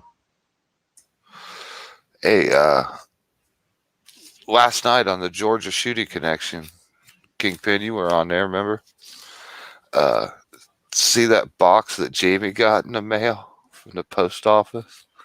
It'd been missing for like 3 months, and I swear that box looked like it'd been through hell and back. Looks like Tom Hanks was holding on to it on an island by himself for a few years before he dropped it off. Yeah. I forget what it was my daughter ordered not that long ago, and the box was so beat up from UPS, it was unreal. Luckily, whatever it was she ordered wasn't broken or anything, but that box looked like it went through World War III. It's crazy. But getting back to Obnoxious's knife, he said he has 250 in that knife total. 150 for the knife, and then $100 for the customization. Which, considering the detail of that work and how good that looks, was not a bad investment whatsoever. Oh wow, I would have no idea it was only $100. Oh wow, that's amazing. Yeah, Yeah, that's a really good price on that. yeah. Send them some stainless steel magazines or something, man. See if they can do some of that artwork on those. That would be sweet.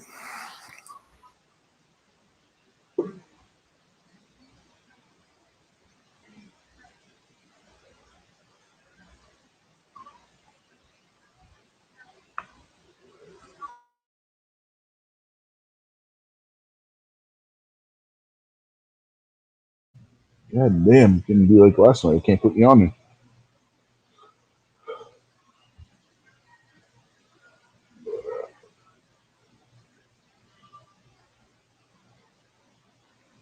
Macho Man Randy Savage and Coffee Creamer. Oh yeah. I'm sorry. Oh, I see that now. Cream of the crop. It's a macho man. Yeah, you remember that promo from back in the 80s? He's cutting the promo on the coffee creamer and he's opening them up and pouring them on the ground. And Gene Okerlund's just standing there looking at him like he's an idiot. Oh, you gotta love the Macho Man. He was hilarious back in the day. I used to love his promos. You never knew what he was gonna do. Literally, they didn't know what he was gonna do before he went and did it. That was the old days before everything had to be scripted to the letter with promos and stuff. He should have got the endorsement for was it hair color for men? He's not just a spokesman; he's a client. Hmm. Well, he stopped dyeing his hair right before he died, and it was all gray, white even. He could have played Santa Claus with Yeah, a muscle built bound Santa Claus, but he could have played Santa Claus. yes, he could have. He actually had the Santa Claus look going on, didn't Yeah, he could have starred in the next remake of Miracle on 34th Street. he? Well, he could have took on Krampus. Could have been Santa versus Krampus. Yeah, they did that on American Dad, and Krampus was actually the good guy and Santa the bad guy.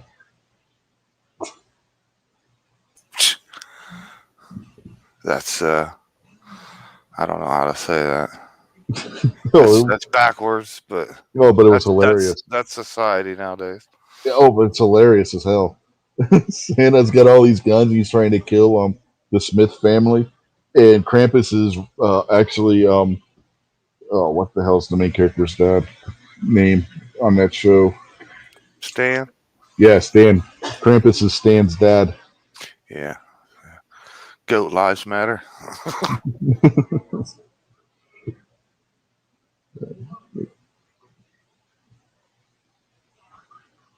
Seth MacFarlane's a funny dude. He comes up with some funny shit, some off the wall shit, but also some funny shit.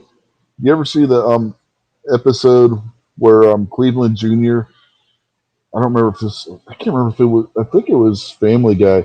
But Cleveland Jr. does something with a gun and everything, and it's a pro gun message on the show and shit.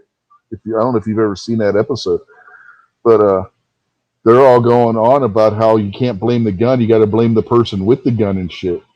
It was like, whoa, I can't believe they're doing this on. You know what I mean? I think I do remember that. That was crazy. That that's not something you expect unless it's Tim Allen's show.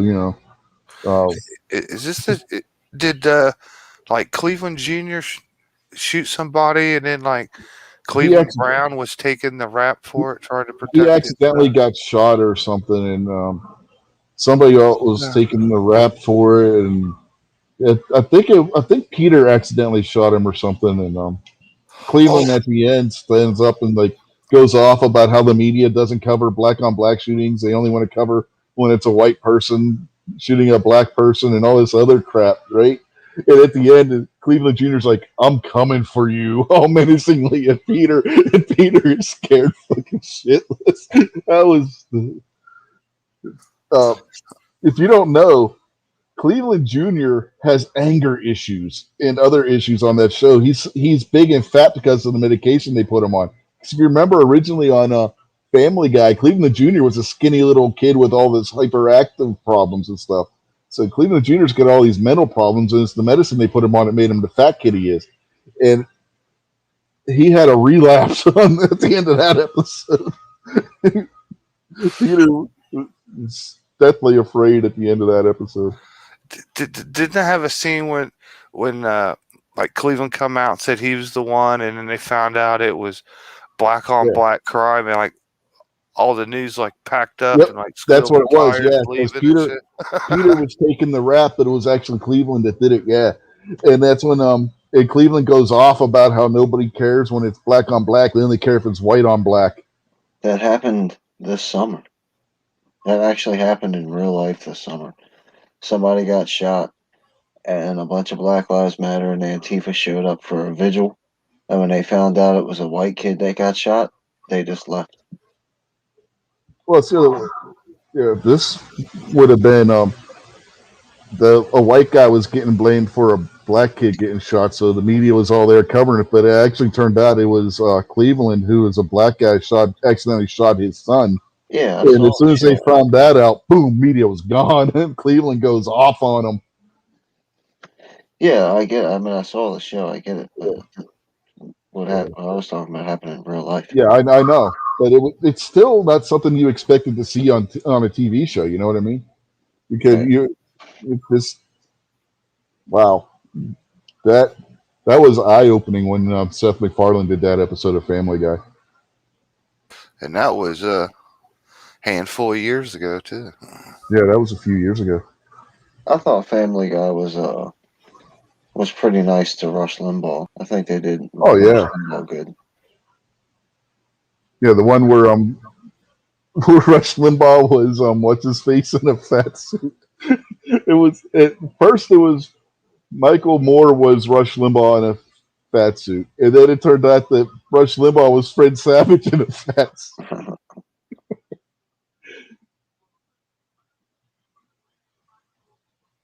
That's the thing about Seth MacFarlane. He doesn't take himself too seriously.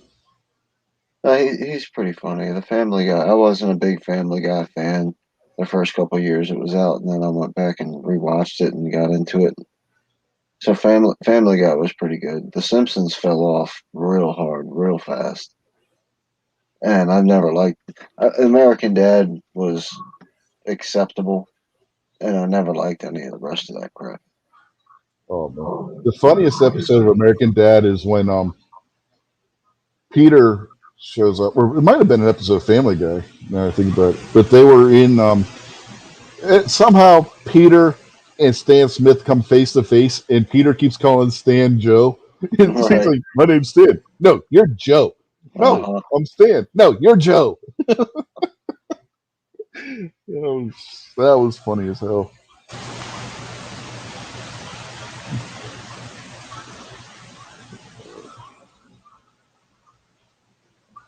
Yeah, I always thought Family Guy was good.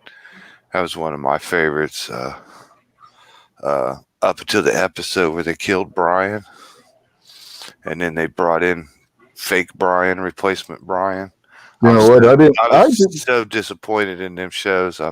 I did not mind fake Brian because Brian was starting to get on my nerves. I just didn't like how they did it, man. They had him like ran over by a car when he was playing street hockey and shit. And it was just, it was tragic, man. Yeah, it was. My whole that, like, family was disturbed by it. We were so happy to see Brian come back. Wasn't that like around Christmas too when that happened? Because wasn't the new Brian like his Christmas present or some shit? Yeah, it might have been around Christmas, but I remember we were all like, I can't believe they did that. Yeah, the new dog, man. The new dog with the Italian gangster. Like Vinny or whatever. Yeah, Vinny. Yeah. And he was like this Italian gangster dog or some shit. He kept waiting for the dog version of the Godfather to show up.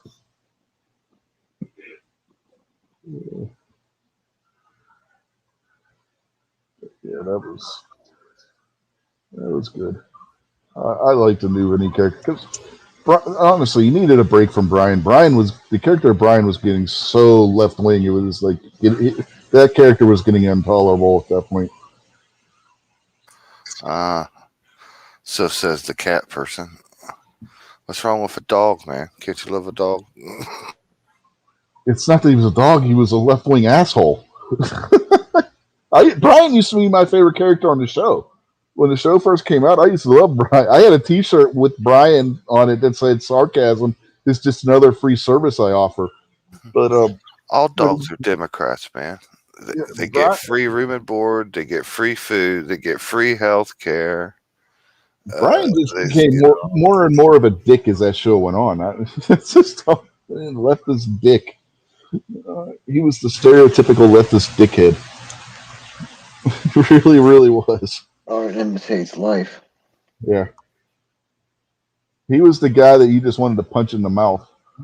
As soon as he started talking, it's like, that's it. Bam! Night, night, Junior.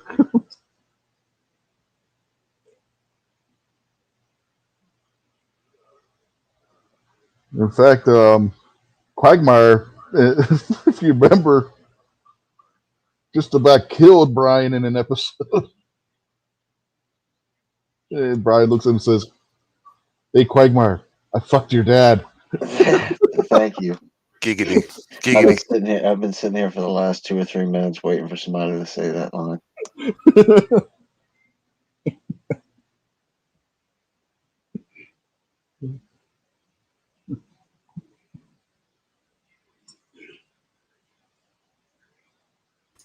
Yeah, I have to say, Quagmire's my favorite character.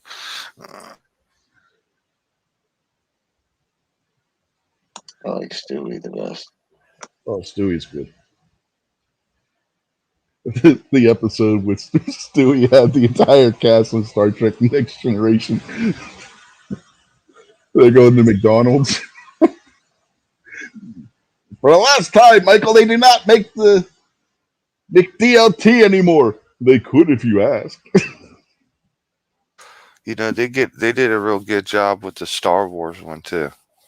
All the characters fell right in line with the Star Wars characters. Yeah, all three. They did all three of the original movies. Yeah, those are actually pretty good. And they used the original names for each episode too. Like the first one was Blue Harvest, and then they used the name that Empire was supposed to be, and the name that Return of the Jedi was supposed to be for those two episodes. I like the time travel to World War II. Yeah, That was pretty good. And then obviously, my favorite line is, "So your time machine?" I can't remember how it goes now. Something he was talking. Brian was talking trash about his time machine not working, and Stewie was like, "Okay, we could just take your time machine, right? Like your time machine that we could take because you have a time machine." mm-hmm. What about the one where Stewie starts making the clones of him and Brian, and the clones start making clones of the clones? Yeah, that's a classic cartoon. I mean, the Jetsons did that. You know, every good cartoon had a version of that. Yeah. Fred Flintstone. Yeah. Yabba dabba do. Yabba dabba do. Right.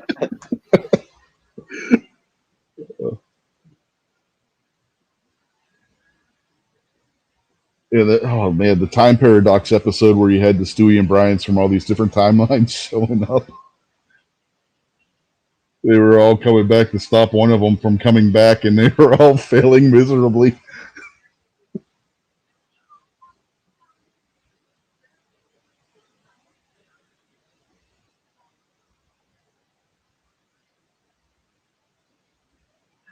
How did they stop that? Didn't Stewie like whack Brian in the head with a shovel or some shit? I don't know. It's been a while since I've watched any of that stuff. I don't remember too much about them, you know.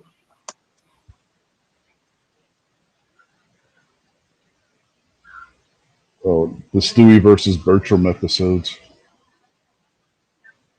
Those were classic. The one Stewie beats Bertram because he gives him the measles or some shit. Bertram, Yeah, he infected his body, yeah. yeah, Bertram, the brother that Stewie never had. He still ends up feuding with him. I like the old episodes when they would still pretend like nobody could hear what Stewie was saying. Mm-hmm.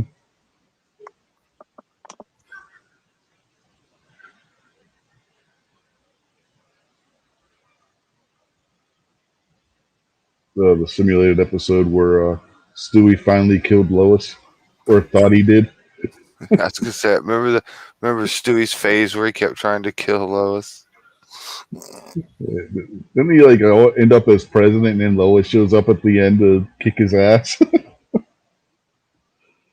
The Osama bin Laden opening, that was a great one. And Stewie chops up Osama. Mm-hmm. And then you get remember the one where everybody thinks that what the hell is his name? The actor. God damn it. The actor that's always on Twitter and keeps getting banned from Twitter. James Woods. Everybody, they're at the mansion, and everybody thinks that James Woods is going around killing everybody, and then ends up being the newspaper anchor or the news report anchor on the TV show. And Stewie shoots her in the head. Next time it's you, Lois. James Wood he's internet cool. I don't know what the guy's really like, but his internet self is pretty cool. How many times has he been on Family Guy now? That's like Oh, 4. man. Yeah, the one where he steals he steals his identity, and everybody just plays along with it. Like, hey, he's got the Joe shows up. He's got the idea. He's got the idea. I don't know who you are, but that's Peter. I always like it when Peter'd get in the big fist fight with the chicken, Oh yeah, fight that all was over town, and yeah, then yeah. he That got was into it with Russell Crowe one time the same way. They were fighting the all over the chicken place. fights, man. Those were a one a season thing. That was like how some shows have the once a season singing show. The Family Guy was a once a season chicken fight episode. And then they would foreshadow it because you'd always see Peter and the chicken just giving each other dirty looks in random episodes, and then like 2 or 3 episodes later, there they go fighting again, fighting on the moon, fighting in space. You know, Is there anywhere where the chicken and Peter didn't fight? Most epic goddamn fight scenes in history of television. Didn't they finally like use nuclear weapons on each other or something? Yeah, and they And like an finally A bomb go off in a mushroom yeah. cloud or something. One up, and then they're like, "Yeah, I think we've done this enough." And then these guys like, "Yeah, next season, okay," and then they walk off. Uh,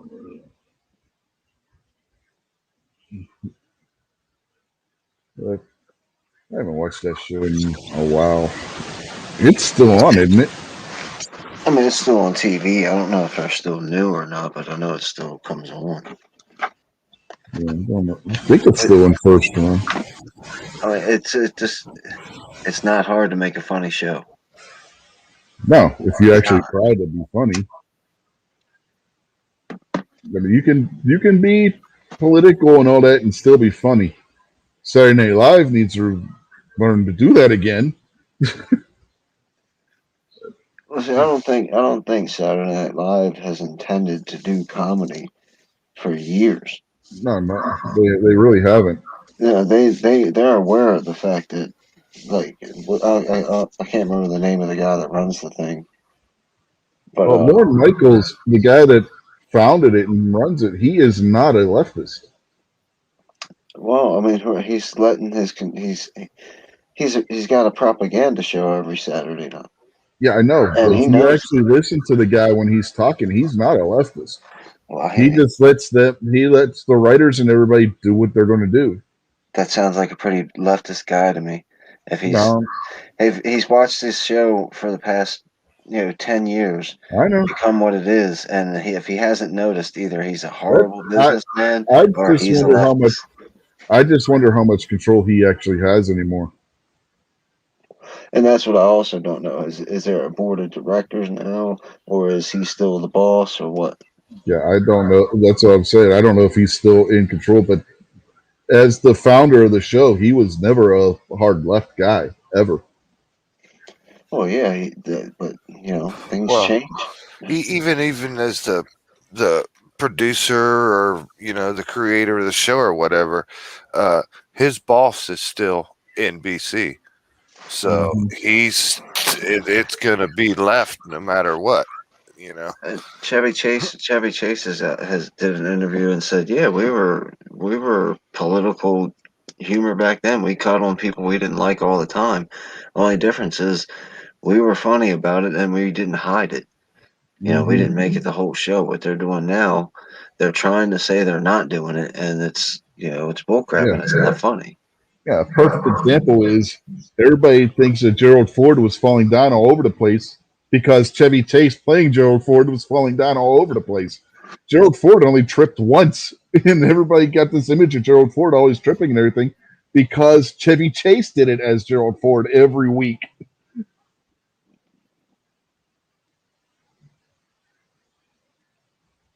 The war started Bush and Gore. Even if you look into the Josh Brolin movies about George Bush, that was just a straight up attack on George Bush, Yeah, and everybody was like, yeah, yeah. it was about And screw that. George Bush. I didn't care about that bastard either, but still. Yeah, it was about that time that you had Bill Maher take a hard left turn. If you watched Politically Incorrect on ABC, his show, he was center on that show. He would have people from the equal number of people from the left, equal number of people from the right.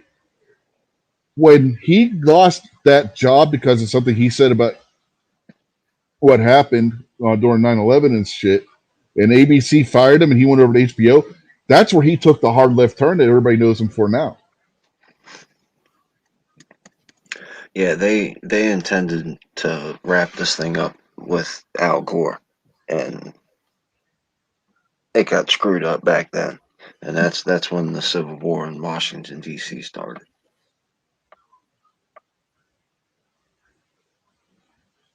I used to like watching Politically Incorrect because that show was funny.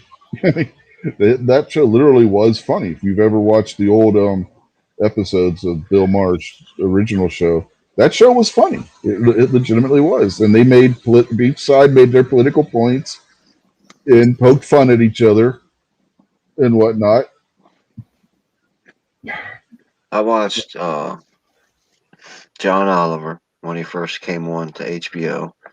Even though he was a leftist, I still thought he was pretty funny and fairly informative. Sometimes you could tell when he was padding his information a little bit. And then whatever I can't think of whatever the show that Bill Maher does now, but I watched that every Yeah. Saturday morning. I'd record it on Friday night, and or Saturday or whenever it came on, and watch it the next morning. And even though I disagreed with 90% of everything he said, occasionally Bill Maher would stand up and say Muslims are crazy, shitbag people, and we should have a problem with them. And some of the other stuff that he said, I was like, yeah, I mean, we're on opposite sides of the thing, but at least we can agree on that. And he went, full Stephen Colbert. Oh yeah, that's another guy. Stephen Colbert, when he was on Comedy Central doing the Colbert Report, That was my favorite that show. show was hilarious. That was my favorite show. I never missed an episode. Never. Especially the episodes where he had Bill O'Reilly on there because his show was a parody of Bill O'Reilly's show. So when he would actually have Bill O'Reilly on there as a guest, it was absolutely hilarious. The two of them going back and forth because O'Reilly was in on it. He knew what Colbert was doing, and Colbert was interviewing Bill O'Reilly as Bill O'Reilly, and it was just, it was just, the two of them had a chemistry when they would do that, and Colbert would go on O'Reilly's show too, playing the character, and it was hilarious to watch the two of them interact with each other. What was funniest for me with Stephen Colbert is when he would go to like Congress and official stuff as the character.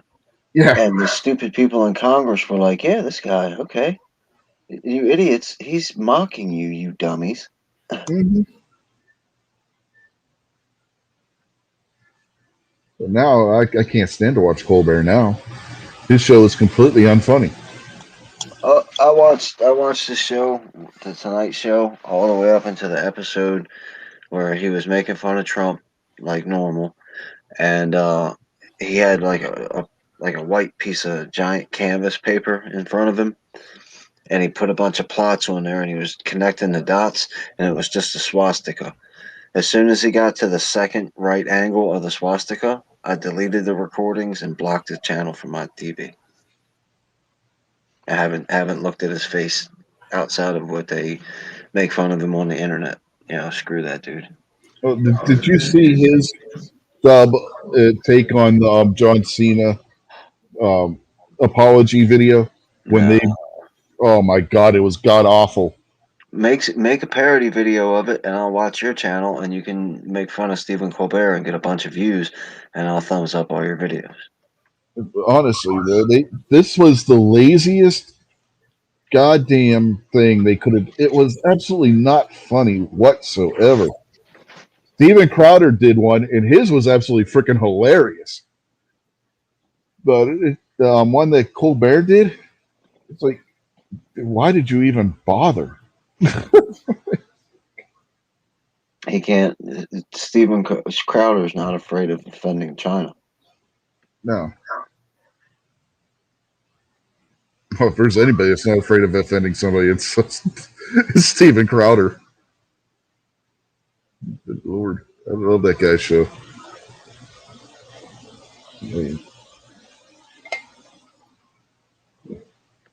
Mug Club.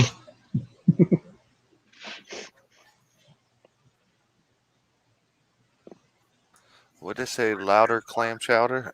Louder with Crowder. That's Steven Crowder's show, Louder with Crowder. You can watch it free on YouTube and Rumble, or pay the yearly fee and get the entire 2-hour show on the Blaze TV. And if you order the the year, you get the nice hand etched mug. That writing is actually etched into the mug. It's not printed on it. You should get a 1911 that matches that mug.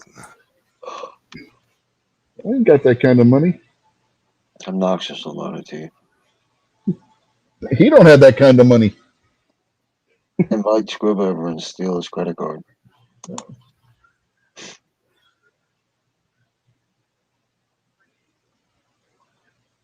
And you made the joke earlier that all of Obnoxious's guns and knives are sugar mamas.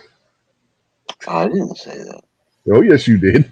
I did not say that, Yes, you did. Jason.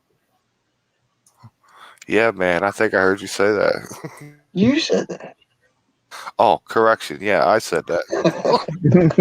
Somebody fucking I hate said to it. snitch you out that quick, but I've got to save my own butt. Somebody Oh, fucking said it. If we're Okay. throwing I somebody was else under the bridge, then I got you, man. But I can't do it to myself. I was just misspoken, man. Yeah, I clearly remember now. It was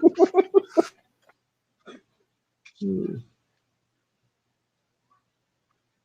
Did Jason just have a Biden moment? Yeah, you did say that. Oh no, wait, I said that. Wait, who said that? Oh, come Well, on, man. No, the technically, he thing. could claim Fauci at any point in time.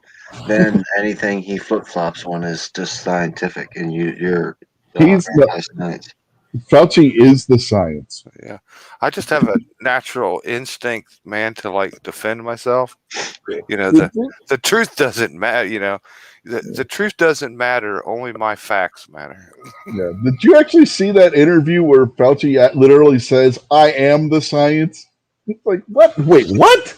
Yeah, I heard one the other day and he was like referring to himself in first person and stuff. Yeah. He's like, You Anthony, can't I blame am the Dr. science. Fauci. Dr. Anthony Fauci is the science. It's like, what the fuck are you talking about, asshole? The easy, Pinocchio. This is my fist.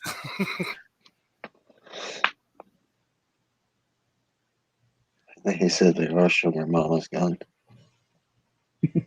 That's not actually a joke. Yeah. Just for tax purposes, that's all. I bet you he's got some type of real intricate secret bunker underneath that lakefront property that he's got all the goldfish in.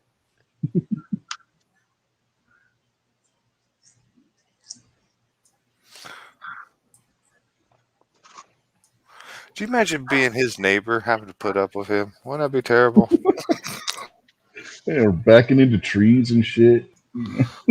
I can shooting guns off and stuff in the backyard. That'd be awesome. Yeah. Not my current neighborhood because there's a school right behind my house. Yeah. Well, But the school, I'd love to the live into students a in the school would neighborhood. shoot back.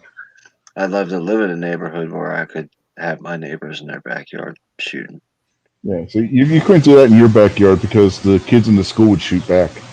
Yeah, but just imagine you're one day off every week, and you're trying to sleep in the morning because you had a rough week, and your neighbor's out dragging gun cases behind the go kart thing and bouncing them off trees at 35 miles an hour and then shooting guns. Yeah, but you know he ain't getting started till noon anyway.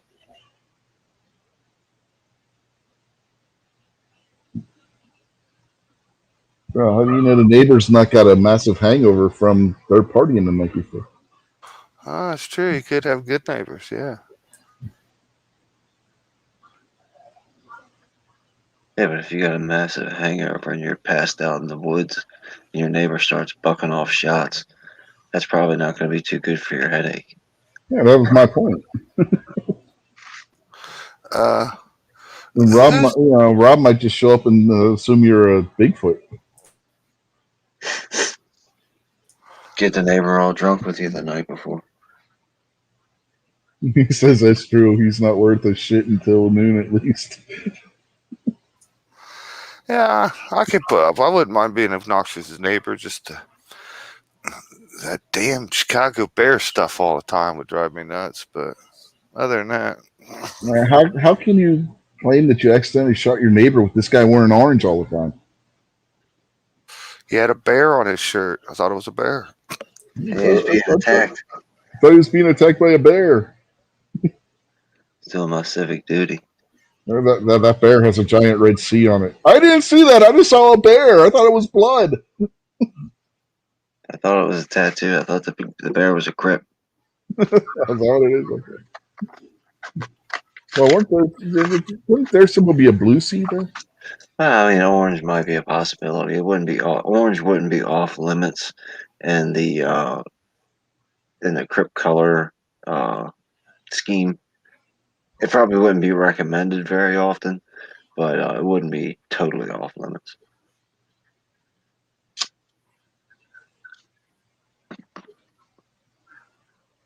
Yeah, at least he's not Rokoff falling asleep at Wrigley Field. I mean, what else are you gonna do at Wrigley Field?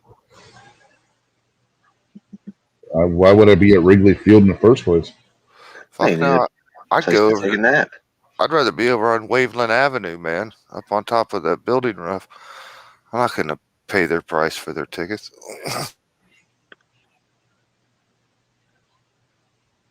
I used to really like the Cubs when Harry Carey was still around. I used to watch the Cubs games pretty regular back then, but man, that's been a long time. Yeah, I would put WGN on just for the 7th inning stretch. Just to hear Harry Carey do that god awful rendition and take me out to the ball game. Talk about somebody who had no shame. Good old Harry Carey.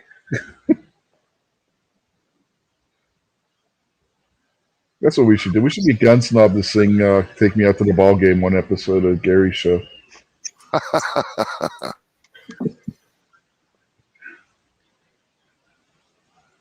Take a note, Obnoxious. Next week, Obnoxious has to, or not Obnoxious. Snob has to sing "Take Me Out to the Ball Game." Or do it when the All Star game's on. That's if he's even going to be on Gary's show next week.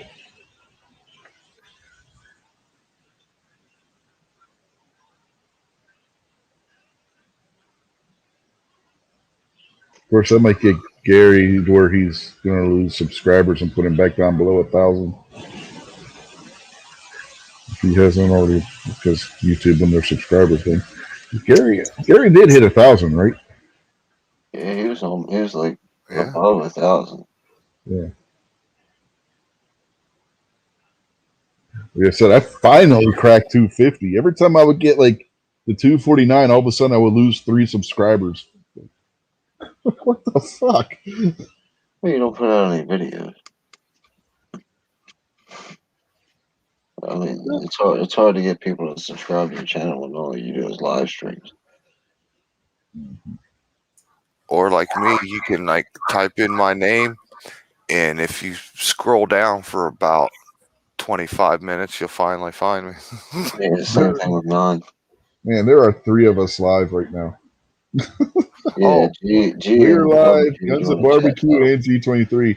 yeah, And when I came on, G Web Web's was live got too. his called the chat battle or something. I looked across, and there's like 4 or 5 people all live right now. I'm showing 3 on my screen. According to YouTube, Guns and Barbecue has the most viewers out of the 3 of us right now. well, he's got midnight over there, so in Moo. Well, it's the barbecue and moo barbecue hour, so you would have to have moo. He changed the name of the show.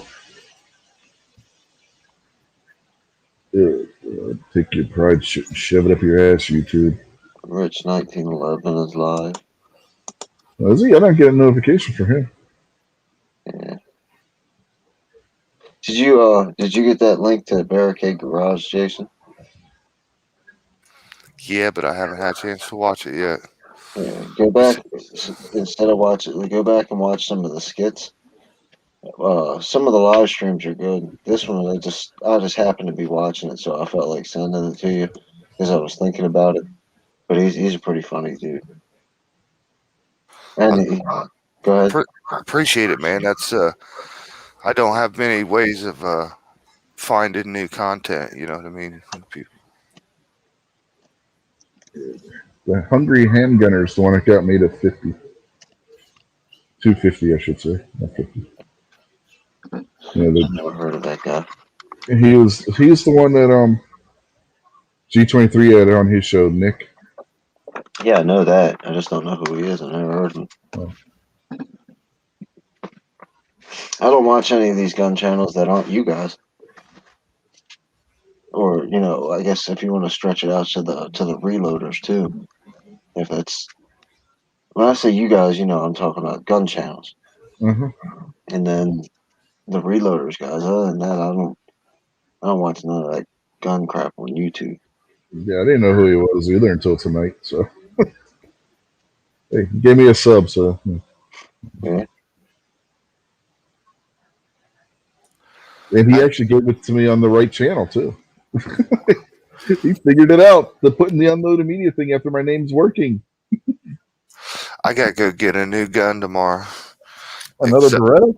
no, this time I have to get a nail gun. Oh, We got no time for government delays. Friday I had. Some days you have bad days, man. I'm a guy who usually naturally wins, comes out on top. So the majority of the time, you no matter what you try, you can't hold me down. But then things have to balance themselves out. So when you have a bad day, you have a bad day. Um, I broke not one but two nail guns Friday. that's not good. No, I had one.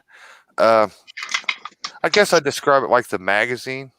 Okay, the area where you put your clips and nails at, and it's a slide door and it locks. The back plastic of that came apart, and it's got a long, like recoil spring in it, and the whole thing just flew apart in my hand into pieces. Just the plastic on the end disintegrated, and I was left with just pieces in my hand. I was like, great.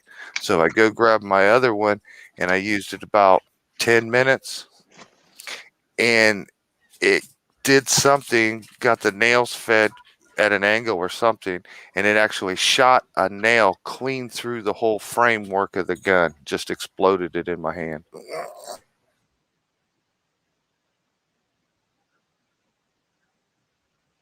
Yeah, that's not good, man.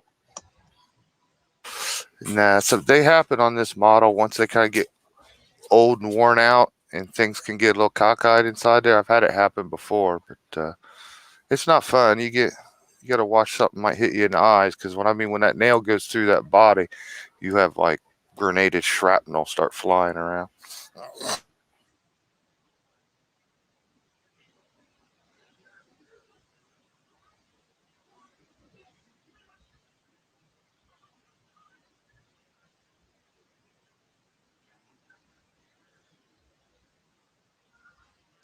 If I'd have saved my receipts, I could have got my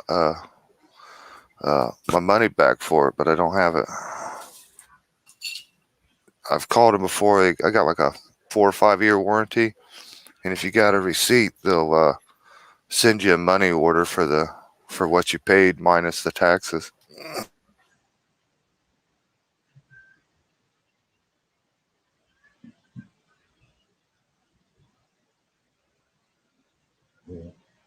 I think it's about time to start wrapping this up for tonight. We've been going for over 2 hours.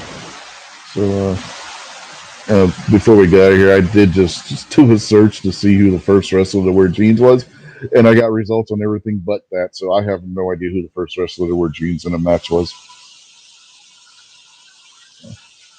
Just so I throw that out there real quick. But Kingpin, you got anything you want to say before we get out of here? No, man.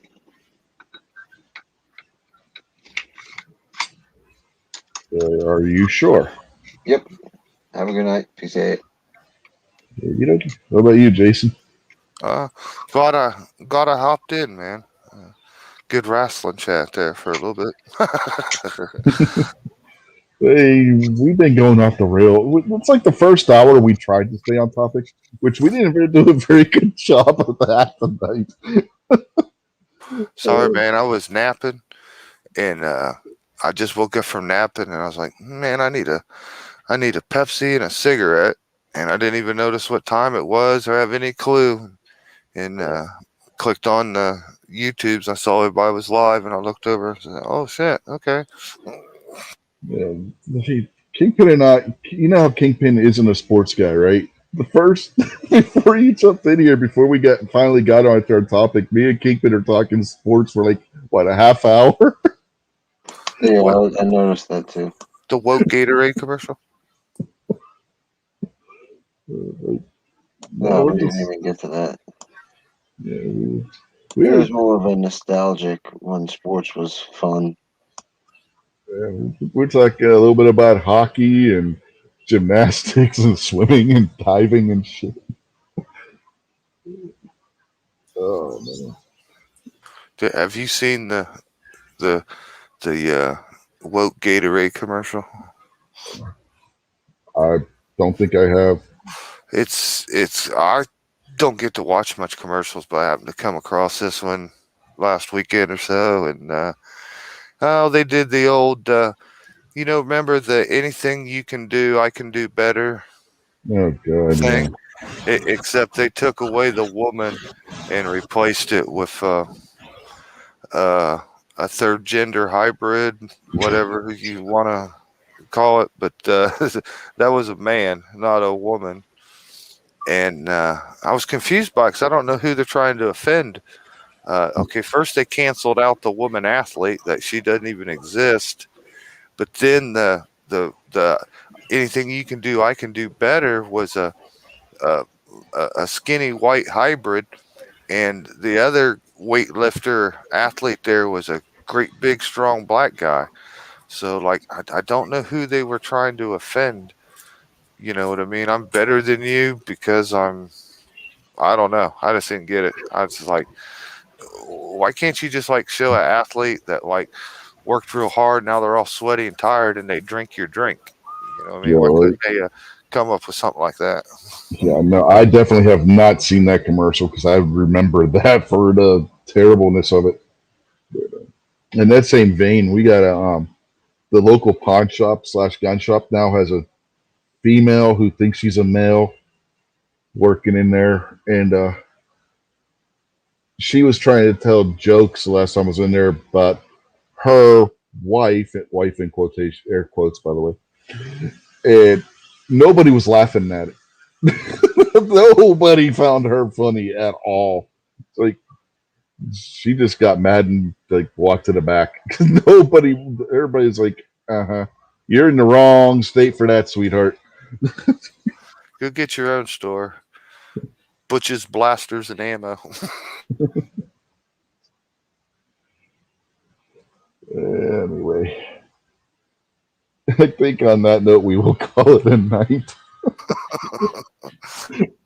We'll catch you all tomorrow night here on this same bat channel. Say not same time. We have been going on around 9, so I guess I can't say same bat channel, same bat time.